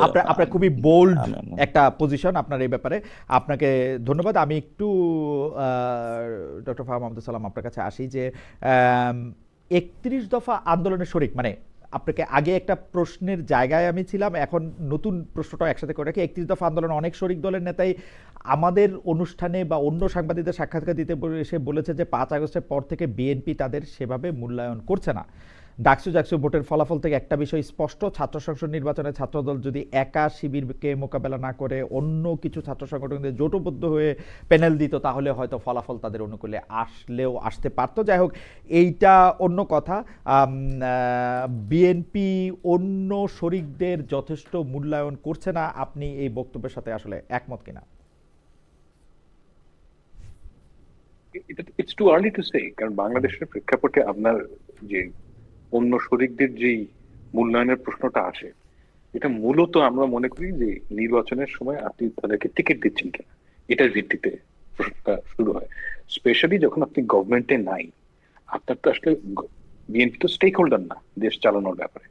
তো বিএনপির কাছে তো আসলে এখন অন্য মানে তাদের তো এখন পলিসি মেকিং এ কোনো ইনপুট নেওয়ার কোনো উপায় নেই। তো এখন আপনি যদি খুব কেয়ারফুলি চিন্তা করে দেখেন যে যারা শরিক দল, তাদের যে মতামতের মূল্য নেওয়ার যে সময়টা, এটা নির্বাচনের আগে হবে। এখন তো ওই সময়টা আসে না। It's too early to say. এখন আপনি যদি মনে করেন যে ধরেন আমি তারেক রহমান এবং আপনি একজন অন্য কোনো দলের নেতা, আপনি যদি আমার কাছে একটা টাইম চাইলেন, আমি টাইম দিলাম না, আমি কথার কথা বলছি। এখন এটা বিএনপিরও 100টা নেতার ক্ষেত্রে হতে পারে। তার মানে কিন্তু এইটা না যে মানে শরিক দলগুলোকে গুরুত্ব দেওয়া হচ্ছে। আমি জানি না অ্যাকচুয়ালি কি হয়, আমি জাস্ট কথার কথা বলছি। কারণ বাংলাদেশের প্রেক্ষাপটে আমার কাছে মনে হয় যে এখন পর্যন্ত ওই সময়টা আসে নাই যখন গিয়ে আপনি এটা অ্যাকচুয়ালি বলতে পারবেন যে শরিক দলগুলোকে গুরুত্ব দেওয়া হচ্ছে কি হচ্ছে। আচ্ছা, আমরা যে বিষয়টি নিয়ে কথা বলতেছিলাম সেই কথাটা হচ্ছে অনেকটা এরকম যে কলকাতার এই সময় পত্রিকা জনাব মির্জা ফখরুল ইসলাম আলমগীরের একটা ইন্টারভিউ পরে আমি শুনলাম, আমাকেও উনি বলেছেন যে এই ইন্টারভিউর মধ্যে মানে এর মধ্যে সত্যতা নাই, তার বক্তব্যটা এরকম ছিল।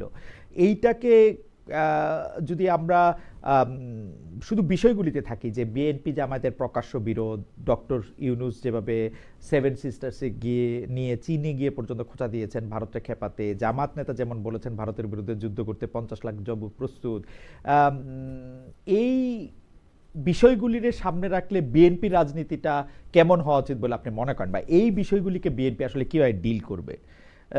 জামাতের সাথে প্রকাশ্য বিরোধের মধ্যে ইন্ডিয়ার সাথে বিএনপির কয়েকজন নেতার বেশি সংশ্লিষ্টতা বা অতি সংশ্লিষ্টতা ডক্টর ইউনূসের, হ্যাঁ, ধরেন সালাউদ্দিন আহমেদ সাহেবেরও যারা গুরুত্বপূর্ণ, মির্জা ফখরুল সাহেবের, না এইটা হচ্ছে যে কিছু সংখ্যক ইনফ্লুয়েন্সাররা বলতেছেন, এনসিপি নেতৃবৃন্দরাও অনেক সময় বলতেছেন, জামাতের যে কোনো কথা বলতে পারেন, বাংলাদেশে তো কথা বলতে কোনো ট্যাক্স লাগে না, আমি তো মানে আপনি যা ইচ্ছা তাই বলতে পারেন, হ্যাঁ, কিন্তু মানে truth is not like that.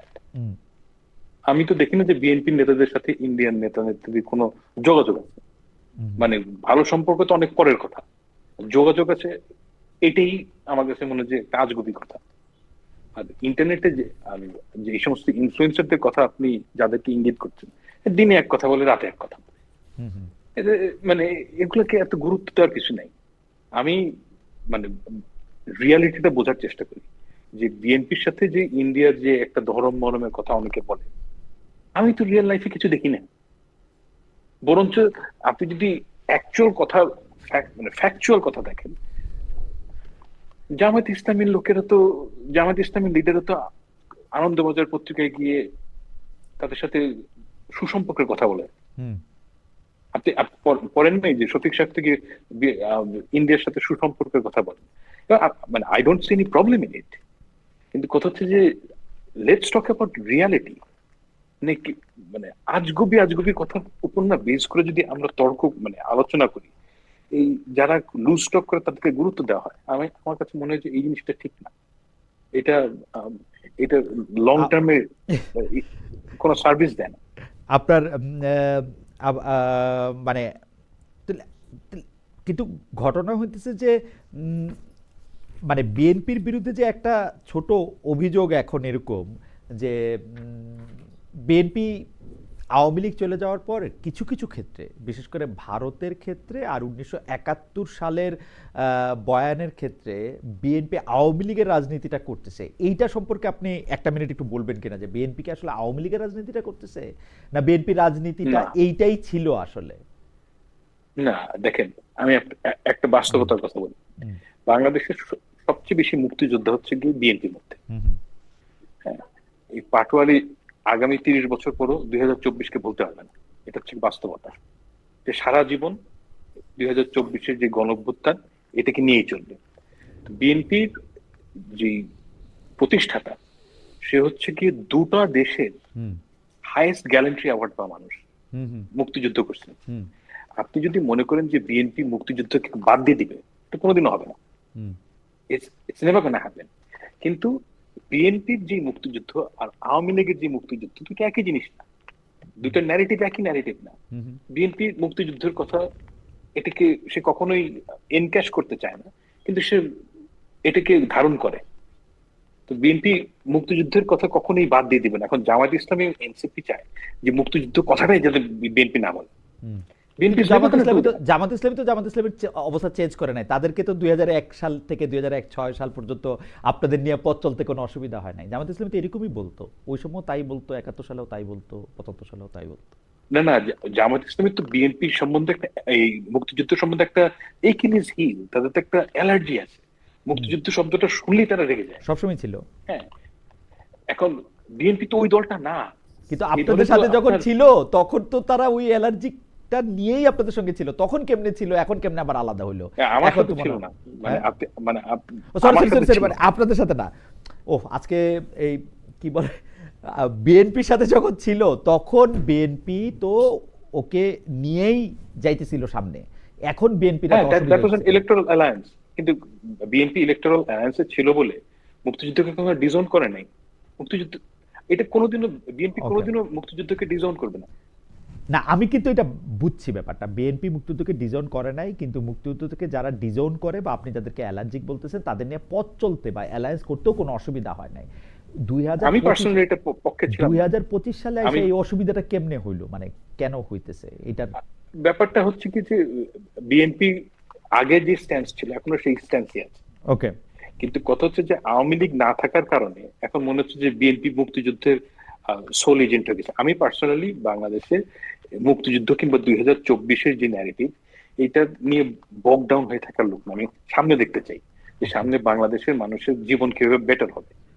এখন এই সারাদিন পিছনের দিকে তাকায় থাকার লোক আমি না। আচ্ছা আমার কাছে ডক্টর সালাম, আপনাকে অনেক ধন্যবাদ। আমি একটু জনাব নাসিরুদ্দিন পাটোয়ার কাছে যেতে চাই। তার আগে দুজন দর্শকের মতামত আমার একটু চোখে পড়েছে, তাদেরকে একটু বলি। উনার একজনের নাম যশ উদ্দিন। উনি বলেছেন, আমাকে বলেন খালেদ, তারা দুজনই একই মতের, ক্ষমতার কাছাকাছি, এদের ডিফেন্ড করবে কে? আপনাদের গেস্ট সিলেকশন তো ঠিক না, এদের ঘাটাতে কে যাবে? এই রকম সহমত শো করে কি লাভ? ও আরেকটা কথা বলছেন, আমি এটা একটু সেন্সর করছিলাম নাসিরের কথা ভাইবে, আবার একটু বলি যে উনি বলছেন যে নাসির তো উগ্র, এদেরকে ঘাটাতে। আচ্ছা, আরেকটা হচ্ছে সিম্পল পিপল। উনি বলেছেন খালেদ মহিউদ্দিন এত রিয়েক্টিভ কেন? তার বিরুদ্ধে কেউ কিছু বললে, কটু কথা বললে সাথে সাথে প্রতিক্রিয়া দেখায়। একজন সঞ্চালককে ধৈর্য শক্তির অধিকারী হতে হয়, নিজের বিরুদ্ধে কেউ কিছু বললে চুপ থাকতে হয়। ওকে, ফাইন, থ্যাংক ইউ। আমি একটু জনাব নাসিরুদ্দিন পাটোয়ারি আপনার কাছে আসি, যে সংবাদ সম্মেলন করে ঘোষণা দিয়ে কেউ কেউ আপনাদের দল ছাড়ছেন, এক্ষেত্রে নিজের প্রতি অন্যায়ের বিচার না পেয়ে দল ছাড়ার কথা কেউ কেউ বলতেছেন। অন্যদিকে জুলাই আন্দোলনের মুখ যারা রাজপথে সোচ্চার ছিলেন, তাদের কোটি কোটি টাকা চাঁদাবাজির মানে অভিযোগ আসতেছে, গ্রেপ্তার হচ্ছেন কেউ কেউ। আপনাদের জুলাই আন্দোলনের যারা সবচেয়ে সামনের সারির নেতা, আমি নামই বলি, আপনার জনাব হান্নান মাসুদ, যাদেরকে ছাড়িয়ে নিয়ে আসছিলেন, তাকে আবার গ্রেফতার করা হয়েছে। এই সার্বিক এই যে এইসব অভিযোগ, অভাব, অসঙ্গতি, এগুলি নিয়ে আপনারা একটা তালিকা করে এটাকে একটা প্রায়োরিটি করতেছেন কিনা? অন্যদিকে আমরা দেখলাম, আপনি না শুধু আপনি, মানে মানে অনেকে বলে থাকেন যে আপনার কথা শুনে অনেক সময় অনেক ধরনের অনুবাদ হয়, কিন্তু সবশেষ আমরা দেখলাম যে সাংবাদিকদের সঙ্গে এনসিপির নেতাকর্মীরা খারাপ ব্যবহার করায় যুক্তরাষ্ট্র ফেরাত আক্তার ও তাসনিম যারা সংবাদ সম্মেলন বয়কট করেছেন সাংবাদিকরা। এটা নিয়ে কি বলবেন? মানে আমরা যদি সার্বিকভাবে জানতে চাই যে এই অভিযোগ, অসঙ্গতি, সাংবাদিকতার সাথে বয়কট, সেটা কে বলবেন? আর আমি একটু দর্শকদের একটু বলি যে আমার আরেকটা জিনিস একটু বলে নেই, সে আপনাদের যদি মনে হয় যে আমাদের দুইজন গেস্ট একই পক্ষের লোক, তাহলে আমি আবার অনুরোধ করব শুরু থেকে যদি আপনারা একটু কষ্ট করে শোনেন, তাহলে এটার জন্য একটু ভালো হবে। আপনারা অনুষ্ঠান দেখে মন্তব্য করলে ভালো হয়। আর আমাকে নিয়ে সমালোচনা করতেই পারেন, হ্যাঁ, আমি কি আর করা যাবে। জনাব নাসিরুদ্দিন পাটোয়ারি, আপনাদের এই তালিকার বা অন্যর কথা যদি একটু বলেন, আমি মেনে নিচ্ছি। আপনি যে অভিযোগগুলো বলেছেন, যেগুলো পত্রিকা আসছে, এগুলো সত্য, এবং আমরা সব ক্ষেত্রে ব্যবস্থা নিতে পারি নাই। এটার জন্য আমি নিজেও লজ্জিত, এবং আসলে আরো হয়তো বা আরো কিছু। এখন যখনই এই ধরনের কাজে অন্যান্য দল এঙ্গেজ হতো, আমরা সর্বোচ্চ চেষ্টা করতেছি এই জিনিসগুলাতে, এবং আপনি যেটা বলেছেন এটা সত্য। এবং আমাদের পরবর্তীতে আমি মানে রুট কজে যখন আমরা খুঁজতে যাচ্ছি, আসলে পুরো যখন সবকিছুই পচে যায়, পচা জিনিসে আসলে নতুন করে কিছু উৎপাদনে অনেক কষ্ট। সো যেটা বিএনপি অথবা জামাত সবার ক্ষেত্রে একই প্রক্রিয়াগত জায়গায় একই প্রবলেম হচ্ছে, যেটা দীর্ঘদিন ধরে মানে ফাহাম ভাই বলছিল একদিন, ওনার একটা আমি ইউটিউবে একটা বক্তব্য শুনেছিলাম, আমাদের সোসাইটির কি অবস্থা, হিস্টোরিক্যাল, উনি অনেকগুলো ব্যাকগ্রাউন্ড টেনেছেন। যেগুলো বলেছেন একটু সত্য, এবং এটার জন্য আমি পার্সোনালি লজ্জিত যে এই ধরনের নিউজগুলো আমি এক্সপেক্ট করি নাই। কিন্তু লাস্টে যেটা এয়ারপোর্টে ঘটেছে সেটার বিষয়ে হয়তো আমি কিছু বলতে পারবো যদি আপনি শুনতে চান। জি জি, সেটা হচ্ছে একটু সংক্ষেপে যদি বলেন, কারণ আরো দুইটা বিষয় আছে, আমরা একটু টাইম ম্যানেজমেন্ট আজকে একদম 10-0 পেয়েছি। জি, সেটা হলো যে আমরা ওই ওনারা যখন আসছে তখন আমাদের উত্তর মহানগরীর যারা ছিল তারা হলো রিসেপশন করতে গিয়েছিল। তো আমি হয়তোবা জানলে ওইটা না করে আমি সুন্দরভাবে এই জিনিসটা অ্যারেঞ্জমেন্ট করতাম, যারা বুঝে শুনে সিনিয়র কয়েকজনকে ফুল দিয়ে বরণ করে হয়তোবা নিয়ে আসতো, এটা যেভাবে ফ্যামিলি রিসেপশনটা হয়। আর আমি এই ধরনের রিসেপশনেরই বিরোধী লোক। আমি যখন জাপান থেকে আসছে, আমি কাউকে বলছি, যারা আসতে চাইছে আমি বলছি আসা লাগবে না, আমি গাড়ি পাইছি, উবার পাইছি, একটা উবার দিয়ে বাসায় চলে আসছি। এগুলা বাংলাদেশে বেশি আতিথেয়তা, বেশি দেখানোর মানে এটা জায়গা। তো ওই যখন হুমায়ুন কবির ভাই প্রেসে কথা বলতেছিলেন, তখন যারা আসছে ওরা তো মনে করতেছে যে আমাদের নেতা আসতেছে, আমরা স্লোগান দিব, ওরা স্লোগান দিচ্ছিল। এতে সাংবাদিকদের যে নিউজ কাভারটা এটা ভালো করে হচ্ছিল না। তো কয়েকজন সাংবাদিক এসে বললো যে ভাই আপনারা চুপ করেন, আমরা একটু কাভার করে নিই। তো উনিও ভদ্র ছিল সবাই, যাদেরকে বলা হয়েছে এর মধ্যে যারা ওই থানা লেভেলে আসছিল তারা তো ওই স্লোগানটাই জারি রাখতেছিল। মানে তারা তো আর এই যে আমাদের সাথে, আমরা যখন সাংবাদিকদের সাথে কথা বলি একটা মিউচুয়াল রেসপেক্ট, আন্ডারস্ট্যান্ডিং বুঝি, পলিটিক্যাল পার্টির সাথে একটু ছাড় দিয়ে কথা বলা, কিন্তু ওরা তো ওই জিনিসটা বুঝে নেয়, ওরা তো দলাদলির জায়গাটা চলে গেছে আর কি। যে না, আমাদের কেন বলবে যে আমরা স্লোগান দিতে পারবো না, আমাদের নেতা আসছে। তো এতে সাংবাদিক ভাইয়েরা খুব বিরক্ত হয়েছে, ওনারা এটা এই পর্যায়ে চলে গেছে। তারপরে আক্তার ওইখানে ছিল, সব সাংবাদিকদেরকে বলছে, ভাই I am taking the responsibility, I am sorry from that. এই এই- যেটা হলো, তো সাথে সাথে তো আবার এই প্রথমেই কালের কণ্ঠ নিউজটা করছে ওই আঙ্গিকে করে এই পরিস্থিতিতে চলে আসছে। এখন এটা আমরা যেটা ফিল করতেছি আসলে, আমরা মনে করেছিলাম এই মিডিয়া দখল বা মালিকানা ট্রান্সফার বা এগুলাতে আমরা যাব না, কিন্তু বাংলাদেশ খুব নেস্টি জায়গা। মানে এখানে আসলে যারা ভালো জার্নালিজম করতে চায়, ইউ অলসো এক্সপিরিয়েন্স ইট, তারাও করতে পারে না। মিডিয়া ওনার যারা রয়েছে তারাও দলগুলোর কাছে বন্দী, নাহলে তাদের বিজনেস চলবে না। খুব নেস্টি একটা জগতে আমরা আছি, জানি না বাংলাদেশের কি হয় ভবিষ্যতে। আচ্ছা ঠিক আছে, আমি হচ্ছে যে আপনি তো আসলে ইয়ার কথা বললেন, আমরা একটু ডক্টর ফাহাম আব্দুল সালামের কাছে যাই এই বিষয়ে একটু, আপনিও একটু মন্তব্য করেন। সেটা হচ্ছে যে পাহাড়ে এখন যা হচ্ছে, আমি প্রশ্নটা করতে চাই না, কারণ প্রশ্ন করাটাও আসলে এক ধরনের পলিটিক্যালি ইনকারেক্ট মনে হচ্ছে আমার কাছে। আমার পাহাড়ে যেটা হচ্ছে সেটার ক্ষেত্রে জনাব ফাহাম আব্দুল সালাম আপনার মতামত একটু জানতে চাই, একটু শুনতে চাই জনাব নাসিরউদ্দিন পাটোয়ারিকে, কিন্তু আপনি আগে বলবেন। তার আগে একটা দর্শকের একটা মতামত একটু শুনে রাখি। ওনার নাম জামির হোসেন, উনি বলছেন খালেদ মহিউদ্দিনও ভিউ পাইতে চায়। আসলে সে যে চিন্তা ভাবনার মানুষ, সেই চিন্তার বাহিরে কথা বলে এখন ভিউ চায়, সব দিকে কথা বলারও চেষ্টা করে।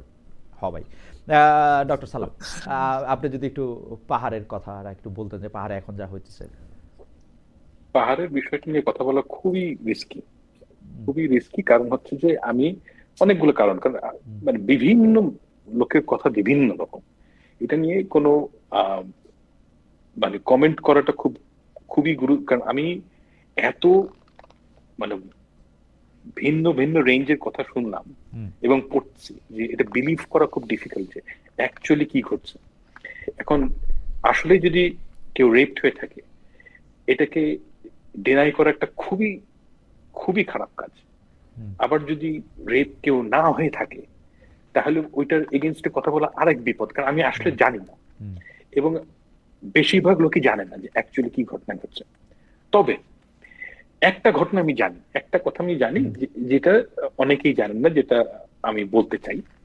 সেটা হচ্ছে গিয়ে আগামী 1-2 সপ্তাহের মধ্যে আমাদের হাসিনা আমলে কয়েকজন আওয়ামী মিলিটারি টপ অফিসিয়ালের এগেনস্টে চার্জশিট হবে এবং বাংলাদেশে যে এখন আগামী 2-3 সপ্তাহ এই ধরনের বিভিন্ন ধরনের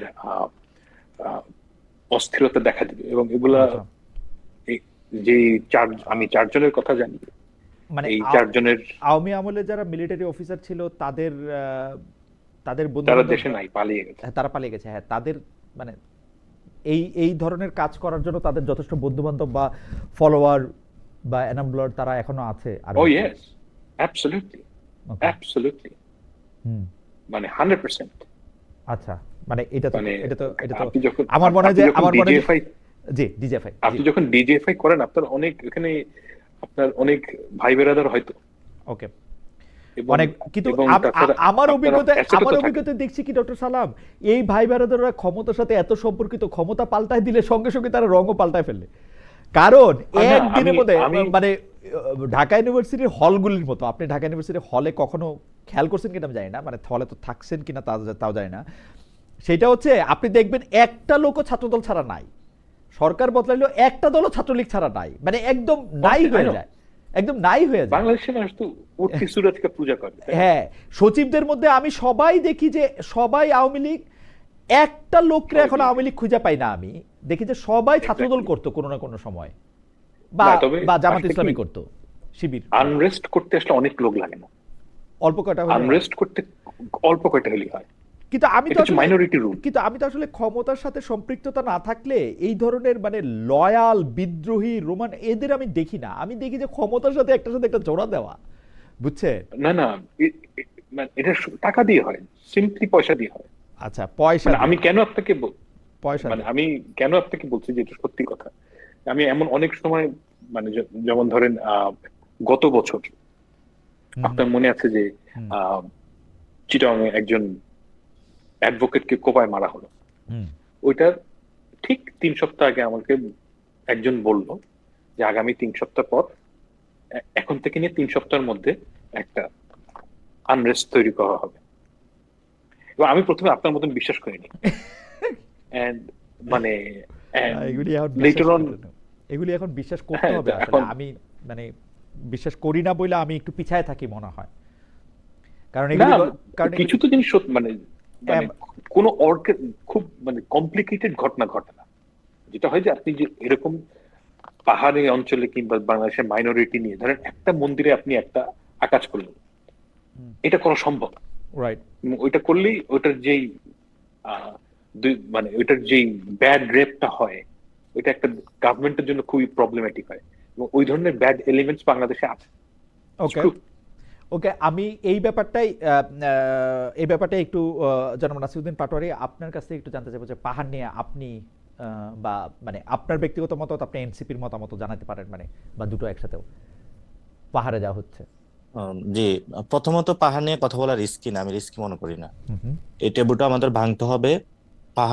আমি যে জেলার, চাঁদপুর জেলার, এরকম পাহাড়ও 3টি জেলা আছে। পাহাড় বাংলাদেশের অংশ। এটা নিয়ে অনেক অস্থিতিশীলতা, অনেক কিছু হবে। সেগুলো আমরা যদি সুযোগ তৈরি করতে না পারি, পৃথিবীর কেউ আসলে সুযোগ কোনো কিছু নিতে পারবে না। So it's hour failure. এবং শুধু পাহাড় না, এখানে অনেকগুলা জাতিসত্তার বিষয় রয়েছে। আপনার পাহাড় যেমন কখনো যদি অস্থিতিশীল হয়, এখানে যারা গারো, মারমা, চাকমা, আবার এই রংপুরেও অনেকে, আরো অনেক আদিবাসী বিভিন্ন জায়গা রয়েছে। তো আমাদের এই টেবুগুলো বানতে হবে, কথা বলতে হবে। এবং এটাতে হয়তো 5-10 জন গুম হয়ে যাবে অথবা ডিজিএফআই এর রোশানলে পড়বে, তো 5-10 জনের মধ্য দিয়ে পাহাড়ের ভাইগুলোও মুক্তি পাবে, বাংলাদেশও একটা জায়গায় স্টেবল হতে পারবে। তো এখন পাহাড়ে যেটা ঘটছে সেটা হলো, একটা তো হলো তারা চাচ্ছে ভূমির অধিকার, এবং ভূমির জায়গা থেকে তারা ভূমির মালিকানা আসলে ওইখানে যারা রয়েছে, চাকমা, মারমা যারা আছে, আমরা তাদেরকে আরবানাইজেশন বা ইনস্টিটিউশনাল জায়গায় একটা পর্যায়ে নিয়ে চলে এসেছি। কিন্তু অনেক ওইখানে রয়েছে যারা এখনো পাহাড়ের ভিতরে রয়েছে, সেখানে তারা তাদের ভূমির এখনো অধিকার ধরে রেখেছে। আর পাহাড়ে আমরা লাস্ট আমাদের পদযাত্রার প্রোগ্রামে গিয়েছিলাম, যেটা দেখেছি রাজনীতিটা সেন্টার থেকে হয়, অর্থাৎ যেটা আরবান বা শহর, খুবই ছোট জায়গা কিন্তু পপুলেটেড এরিয়া, মিরসরাই এবং যারা বাংলাদেশি লোকজন, তাদের কথা তারা সেটেলার, কিন্তু এটা অনেক আলাদা বিতর্কের ইস্যু। তাদের ক্ষেত্রে দোকান টোকান সবকিছু, এবং ওরাও এদিকে ভয়ে আসে না, আবার যারা শহরের তারাও ভিতরে ভয়ে যায় না। এবং প্রশাসনিক জায়গা থেকে কিছু কিছু ক্ষেত্রে অধিকাংশ তারাই বাঙালি যারা আছে তারাই নিয়ন্ত্রণ করে, এটা হলো তাদের পক্ষ থেকে। এখন এই ধরনের যখন ঘটনা ঘটে, তখন দুই পক্ষের মধ্যে একটা উত্তেজনা বিরাজ করে। এবং দুই পক্ষে যখন, যেমন এটা লাস্ট যে কাহিনীটা ঘটেছে, এটা হলো মেয়েটার যে প্রাইভেট টিচার ছিল, এটা 25-30 গজ কিন্তু প্রাইভেট পড়ে এসেছে, এবং প্রাইভেট পড়ে আসার পরে তাকে খুঁজে পাওয়া যাচ্ছিল না। তখন পুরা একটা জায়গা উত্তেজনা ছড়িয়ে পড়ে। এবং তার পরবর্তীতে তার দর্শনের কোনো, অনেকে বলছে যে হসপিটাল রিপোর্ট এসেছে, আলামত পাওয়া যায় না, মিডিয়া রিপোর্ট। এখন কোনটা মিডিয়া রিপোর্টে তো বিশ্বাস করার মতো না, কারণ মিডিয়া রিপোর্টে তো এক জায়গা থেকে হলো মানে নিয়ন্ত্রিত আমি হয়। সেইটাই একটু জানতে চাইতেছিলাম, সেটা একটু জানতে এই চাইছিলাম। জন্য ডক্টর সালাম, এই জন্য হলো ডক্টর আমাদের সালাম আমি যেটা বুঝছি, এটা একটা সেকেন্ড, ডক্টর সালাম আমি যেটা বুঝছি যে উনি এইটা নিয়ে কথা বলাটা রিস্কি বলছেন, কারণ ওনার যে তথ্য সূত্র, কারণ উনি তো ওইখানে নাই, উনি যেই সূত্র থেকে তথ্য পাবেন, এটার কাকে উনি ঠিক রিলাই করবেন বা কে উনাকে প্রকৃত তথ্য দিতেছে, এটা উনি বুঝতেছেন না। আপনার সঙ্গে কথা বলে বা আপনার দাবি করার নিয়ে মনে হইতেছে যে আপনি কনফিডেন্ট যে আপনার জানা তথ্যগুলি সত্য। তো আপনি আসলে কোন সোর্স থেকে তথ্য নিতেছেন? মানে খবরের কাগজ বা মিডিয়াগুলি নিয়ে আমরাও একটু কনফিউজ, যে কারণ নানা রকম তথ্য আসছে। জি, আমি ফাহাম ভাইয়ের যে তথ্যের যে সোর্স, এই অর্থে রিস্কি বলি নাই। এমনো সাধারণত এখানে যারা আলোচনা করে, পলিটিক্স করে, পাহাড় নিয়ে কেউ কথা বলে না, কারণ তাদের পাহাড় নিয়ে কথা বললে এখানে আর্মির একটা রোশানলে পড়তে হয়। আর বাংলাদেশে ক্ষমতায় আসার জন্য, যে কোনো আসন জেতার জন্য, যদি আর্মি বা ডিজিএফআই না চায়, আপনি ইচ্ছা করলেও অনেক কিছু করতে পারবেন না, মানে এটা একটা ফ্যাক্ট থেকে যায় বাংলাদেশে। কিন্তু আমার যে কনসার্নের জায়গাটায়, আপনার যখন ইনস্টিটিউশন শক্তিশালী না হয়, তখন এই ধরনের কাহিনীগুলো আমাদের সামনে বারংবার আসবে। ডিজিএফআই এর ফুল কন্ট্রোল কি ডিজিএফআই এর চিফের উপরে আছে?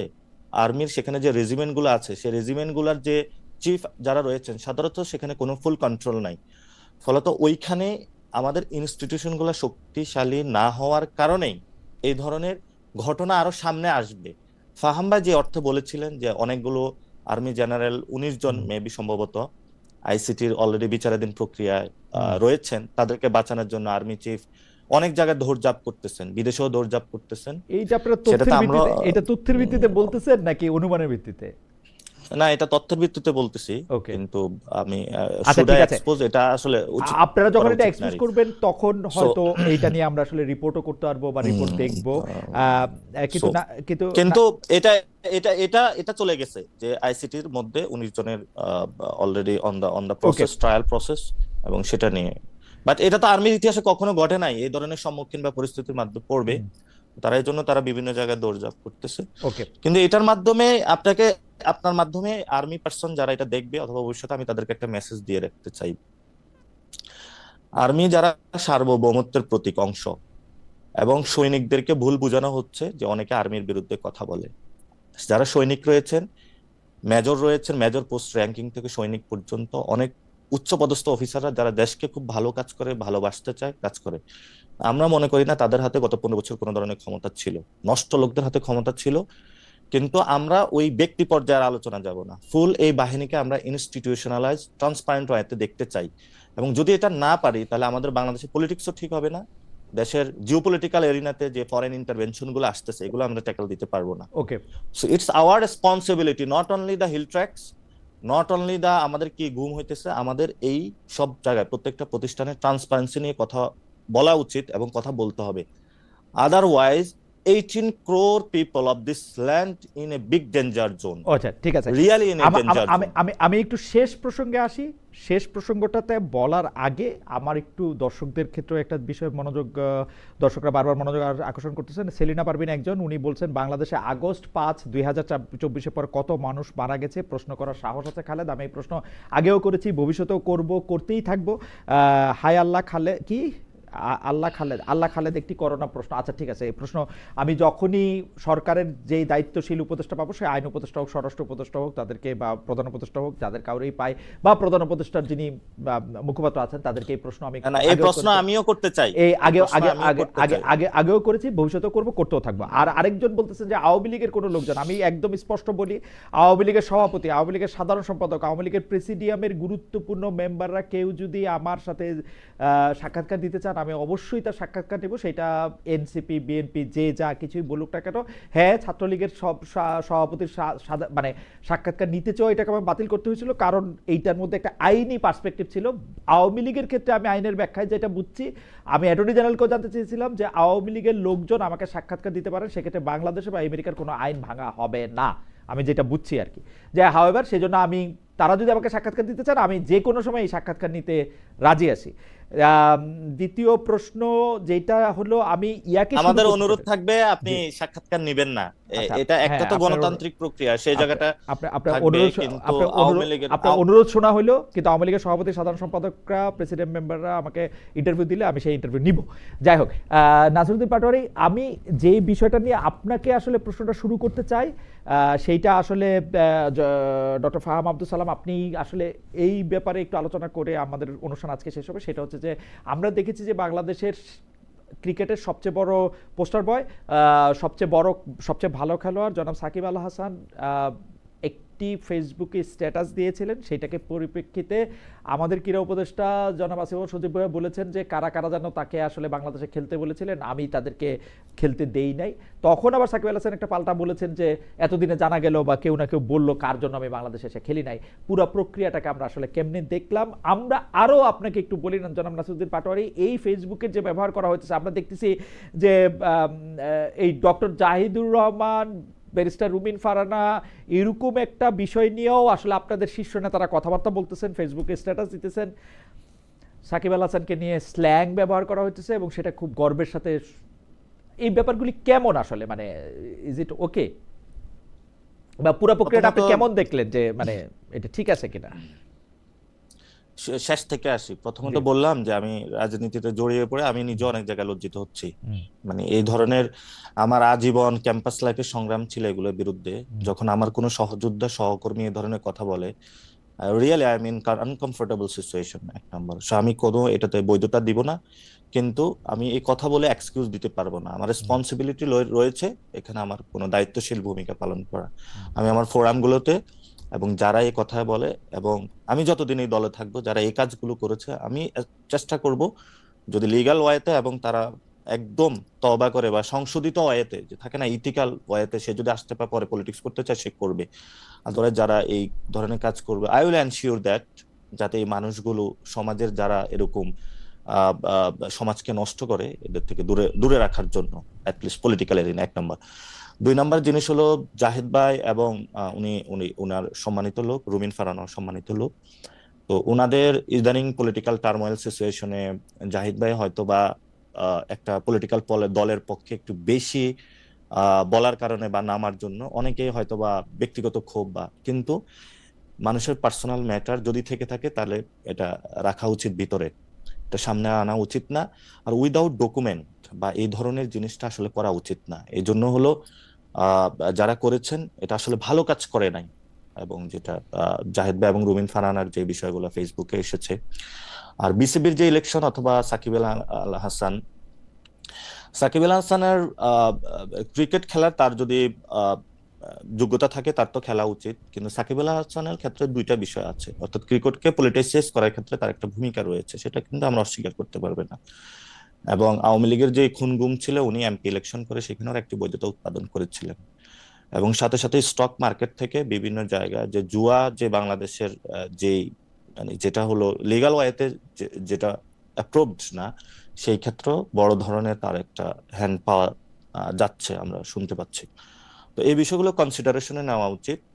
কিন্তু ওনার প্রফেশনাল যে জায়গাটা রয়েছে খেলা বা এগুলা জায়গা থেকে, তো আপনি তাকে কি খেলোয়াড় হিসেবে ট্রিট করবেন নাকি পলিটিশিয়ান হিসেবে ট্রিট করবেন? যদি আপনি যদি পলিটিশিয়ান হিসেবে ট্রিট করেন, তাহলে আমি বলবো যে এই জায়গাতে তার এগুলোর বিচার হওয়া উচিত বা তাকে সেই রেসপন্সিবিলিটির মধ্যে আসা উচিত। যে কোনো মানুষের আর অন্যায় আর করলে তার বিচার হওয়া উচিত, কিন্তু সেটা আইন আদালতের মাধ্যমে।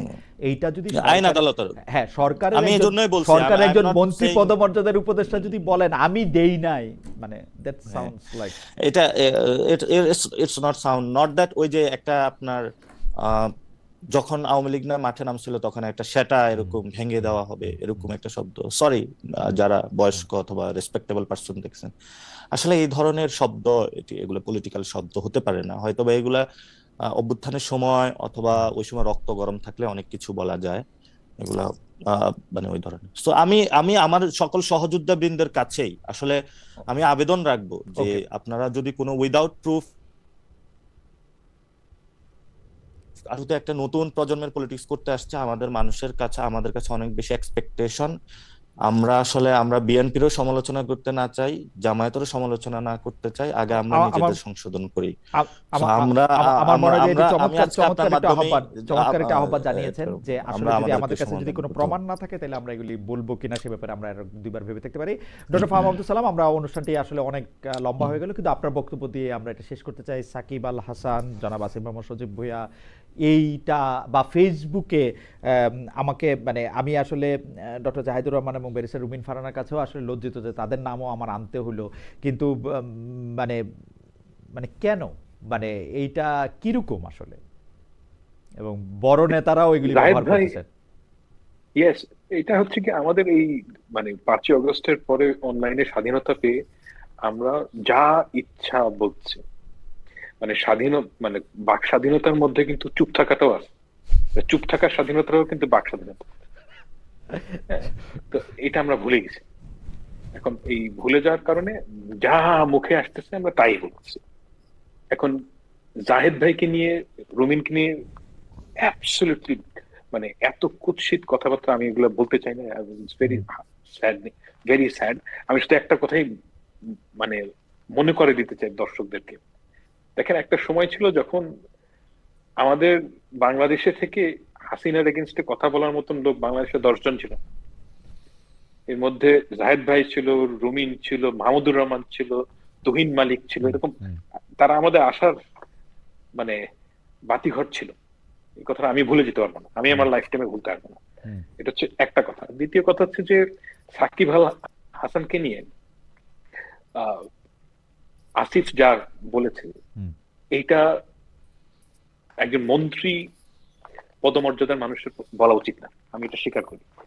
কিন্তু সেই সাথে আমি এটাও মানুষকে মনে করাই দিতে চাই যে সাকিব আল হাসান হচ্ছে গিয়ে সেই লোক যে বাংলাদেশের মানুষের উইলের এগেনস্টে গেছিল।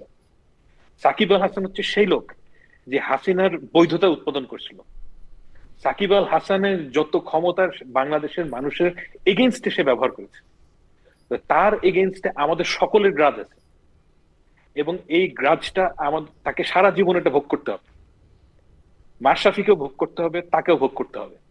তো সে যখন হাসিনার পক্ষে কথা বলে, সেটা যে মানুষের গায়ে লাগে, দ্যাটস ওকে। এটা যতটা খারাপই হোক, কিছু কিছু লোক আছে বাংলাদেশে আওয়ামী লীগের, যাদের এগেইনস্টে যে এনসিপির নেতাদের, বিএনপির কর্মীদের যে ক্ষোভ, এটা জাস্টিফাইড। এবং তাদের মধ্যে সাকিব আল হাসান হচ্ছে সেই লোক যে আমাদেরকে বাংলাদেশের যে গত 15 বছরের কিন্তু যত ধরনের কিন্তু ডক্টর সালাম, আপনার কাছে মনে হয় না যে এই এগেইনস্ট, এটা হচ্ছে জুলাই আগস্টের স্পিরিট, এগেইনস্ট এই 15 বছর ধরে আমরা যে স্বৈর শাসনের এগেইনস্টে যেগুলি কথাবার্তা বললাম, আপনি যেই সবগুলি নাম যুক্ত করছেন, আমি আরো কয়েকটা বাংলাদেশ থেকে নাম যুক্ত করি, এদের মধ্যে নুরুল কবির, এমপি, এদের নুরুল কবির, মাসুদ কামাল, এরাও অন্যতম। না এমপি হোক, আমি যেটা বলতে চাইতেছি সেটা হচ্ছে, মানে আমি ওই যে মার্কিন যুক্তরাষ্ট্র যেমন গুয়ান্তানামো বে করছিল, গুয়ান্তানামো কারাগার করছিল, গুয়ান্তানামো বেতে গুয়ান্তানামো কারাগার করছিল, তো সেগুলির ক্ষেত্রে বিরোধিতা করতে গিয়া আমরা তো আসলে ওইটাই কইতে চাইছিলাম যে ওরা তোমাদের সঙ্গে যাই করুক না কেন, তোমাদের তো ওদেরকে আসলে তোমরা যেটা মনে করো সেই আইন, সেই বিচার, সেটা দিতে হবে। আমরা তো জুলাই আগস্ট থেকে শুরু করে গত 15 বছরে একদলীয় শাসন, যা ইচ্ছা তাই বিচার, আগের থেকে বিচার করে ফেলা, আমাদের হাতে তুলে নেওয়া, এগুলির এগেইনস্টে আমরা কথা বলা। আমরা তো আসলে বিচারক না। সাকিব আল হাসানকে আমরা অপরাধী ঘোষণা করতেছি, ও কি একটা প্রক্রিয়ার মধ্যে দিয়ে গেছে? আসলে ও খেলতে চাইছে, ওকে খেলতে দেওয়া হয় না, ওকে ব্যাখ্যাটা পর্যন্ত দেওয়া হয় নাই। আসিফ মোহাম্মদ সুজিব ভাইয়া 1.5 বছর পরে ওকে তো ওইখানে সংবাদ সম্মেলন করে বলা উচিত ছিল যে ও কেন ওকে খেলতে দিচ্ছে না বাংলাদেশের সবচেয়ে ভালো প্লেয়ারটাকে। ওর বিরুদ্ধে মামলা থাকলে মামলা, খুন থাকলে খুন। এখন বলে কেন ফেসবুকে স্ট্যাটাস দিয়ে বাহাদুরি দেখায় যে এর জন্য আমি দেই নাই খেলতে? এগুলি কোনো কথা? না না, সে তো 5 আগস্টের পর খেলছে তো বাংলাদেশের হয়ে। না না, তেমন না যে 5 আগস্টের পরে বাংলাদেশের বিদেশে গিয়ে খেলছে, বাংলাদেশেই তো আসতে পারে না, বিদেশে গিয়ে খেলছে। এটা কোন সিস্টেম? না না, সে আসে না, সে অনেকবার আসার কথা বলছে। এই যে আজকে আসিফ মোহাম্মদ সুজিবের কথা তো বুঝলাম, সে তাকে দিয়ে বলা হয়েছে যে তুমি দেশে আসো না, দেশে আসলে তোমার, মানে আমার কাছে মানে কি ভাইয়া, একটা কথা আমি বলি যে যারা একদম টপ লেভেলে পলিটিক্সের সাথে সরাসরি যুক্ত ছিল, আর যারা হচ্ছে গিয়ে সাইড লাইনে বসে বৈধতা উৎপাদন করছে, দুইজনকে একসাথে দেখা যাবে না। ওকে, মাসুদ কামাল কিংবা ওকে টপ লেভেল পলিটিশিয়ান হিসেবে, জি আমি তাকে টপ লেভেল পলিটিশিয়ান হিসেবে দেখি, মাশরাফিকে আমি টপ লেভেল পলিটিশিয়ান হিসেবে দেখি, কিন্তু আমি মাসুদ কামালকে এই গ্রুপের মধ্যে আনতে চাই না। না না, আপনি এর আগে যে সাংবাদিকদের উদাহরণ দিলেন বাংলাদেশে, যে ওই জাহিদুর রহমান সাহেবদের সঙ্গে, সেই উদাহরণটার সাথে বলছেন সাকিব আল হাসানের সাথে না, যে বাংলাদেশে থেকে বাংলাদেশের মানুষের পক্ষে, তারা বাংলাদেশের মানুষের পক্ষে কথা বলছে। হ্যাঁ, কথা বলছে। আপনি আমার যে ভয়েস বাংলাদেশে থাকে সেইটার কথা বলতেছি আর কি। ইয়েস, যে আমার যে ভয়েস, আমি বাংলাদেশের মানুষের স্বার্থের পক্ষে কথা বলছি না, এটা এগেইনস্টে কথা বলেছি। আমার কাছে সব সময় মনে হচ্ছে যে সাকিব আল হাসান হচ্ছে প্রচন্ড স্বার্থপর একটা মানুষ। সে সব সময় নিজের জন্য ক্রিকেট খেলেছে, সব সময় সে নিজের জন্য সবকিছু করেছে। তার মতন মানুষ তো মানুষের অনার পাবে না, মানুষের যে অ্যাকোলেজ, সম্মান, ভালোবাসা পাবে না। সেটা ঠিক আছে, কিন্তু আমরা তো তাকে ফেয়ার ট্রায়ালটা সুযোগ দিলাম কিনা, এটা হচ্ছে আমার প্রশ্ন। একটা মন্ত্রী, আচ্ছা হাওয়েভার এটা নিয়ে আপনি আগেই বলে ফেলছেন যে একটা মন্ত্রীর পক্ষ থেকে এটা বলা ঠিক হয় না, এটা আপনি আগেই বলছেন। আমার কোনো কমেন্ট নাই, এটা আসলে কিছুটা জনাব নাসিরউদ্দিন পাটোয়ারিও বলছেন যে এটা তো আসলে কমেন্ট করা একরকম জিনিস, আরেকটা আরেক রকম জিনিস। তো আমরা আসলে একই জায়গায়। ঠিক আছে, আমরা অনুষ্ঠান শেষ করি। আপনাদের সাথে কথা বলাটা খুবই আনন্দদায়ক ছিল। আপনি যদি শেষ কথা বলেন, বা নাসিরউদ্দিন পাটোয়ারিকে 1-2 লাইন বলার আছে কিনা আমি জানি না, কিন্তু আমি থামলাম আর কি। আমার 1 লাইন বলার আছে। মাঝখানে একটা দর্শকদের একটা কমেন্ট আসছে তো, বা অনেকেই মনে করে থাকে, জি বেসিক্যালি আমি খুবই কুল পারসন সব সময়, এবং সবার সাথে হাসি খুশি আমার যারা পাশে থাকে, কিন্তু যখন এই ধরনের কোনো মানে পলিটিক্সটা আমার কাছে খুব পবিত্র জায়গা, মানে এখানে আমি কোনো দুর্নীতি বা 2 নম্বরের জিনিস আনতে চাই না, খুব মন দিল দিয়ে পলিটিক্সটা করি। তো ফলত এখানে যখন আমি কোনো অন্যায্যতা কোনো কিছু দেখি, বা এই রিলেটেড এই মানুষগুলার যখন আমার সামনে দিন দিন এই কালচারগুলো উন্মোচিত হয়, তখন আমার একটু মেজাজটা বিগড়ে যায়। অন্য কোনো জায়গায় আসলে এই ধরনের পরিস্থিতি হয় না। আর বাংলাদেশে আসলে গণ অভ্যুত্থান পরিবর্তিত যে পরিস্থিতির মধ্য দিয়ে আমরা যাচ্ছি, সেই পরিস্থিতিতে অনেকেই আহ, আমাদের যে এনসিপি অথবা অন্যান্য জায়গায় যারা ইয়াং রয়েছেন, তাদেরকে ওরা বুঝে না, চিলড্রেন, এই ধরনের অনেক কথা বলে থাকে। বা আমরা তাদের সবিনয়ে আহ সবিনয়ে মানে অনুরোধ জানাবো যে আমরা অনেক কিছু শিখেছি এই সময়ের মধ্যে, হয়তোবা আপনার আমরা নিশ্চয়ই শিক্ষাটা আপনার নিশ্চয়ই আরো কতটুকু কাজে আপনার লাগাতে আপনার পারবো, নিশ্চয়ই এইটা আমরা অনেক আরো বেশি শিখবো। কাজেও লাগবে। এই জন্য হলো আমাদের অনেক সময় আপনারা অনেক কিছু ক্ষেত্রে সেটা ক্ষমা সুন্দর দৃষ্টিতে দেখবেন, আমার মনে হয় আমাদের যে অনেক আপনারা সেটা সিনিয়র ভবিষ্যতে পার্সন কাজেও রয়েছেন লাগাবেন এবং এটা এবং আপনারা আমরা সেটা আরো ভবিষ্যতে কাজে লাগাবো। রাইট সেজন্য রাইট আমরা রাইট সকলের কাছে সাপোর্ট রাইট। চাচ্ছি, আমাদের সাথে থাকবেন না, ইনশাআল্লাহ। Thank you so much. আমাদেরও আসলে সারাক্ষণ মানে আমরা তো মানে জীবনের পরিক্রমাই একটা ভুল বা শিক্ষার পরিক্রমাই, এটা তো আলাদা কিছু না। ডক্টর সালাম, আপনি যদি শেষ লাইন একটু যুক্ত করতেন কোনো একটা দার্শনিক, কবি, সাহিত্যিকদের বা কোনো কিছুর জায়গা থেকে, আপনি তো সবই আসলে যে শেষ আমি করতে যদি একটা কথাই বলি, জি হ্যাঁ, আশা, আশা কি?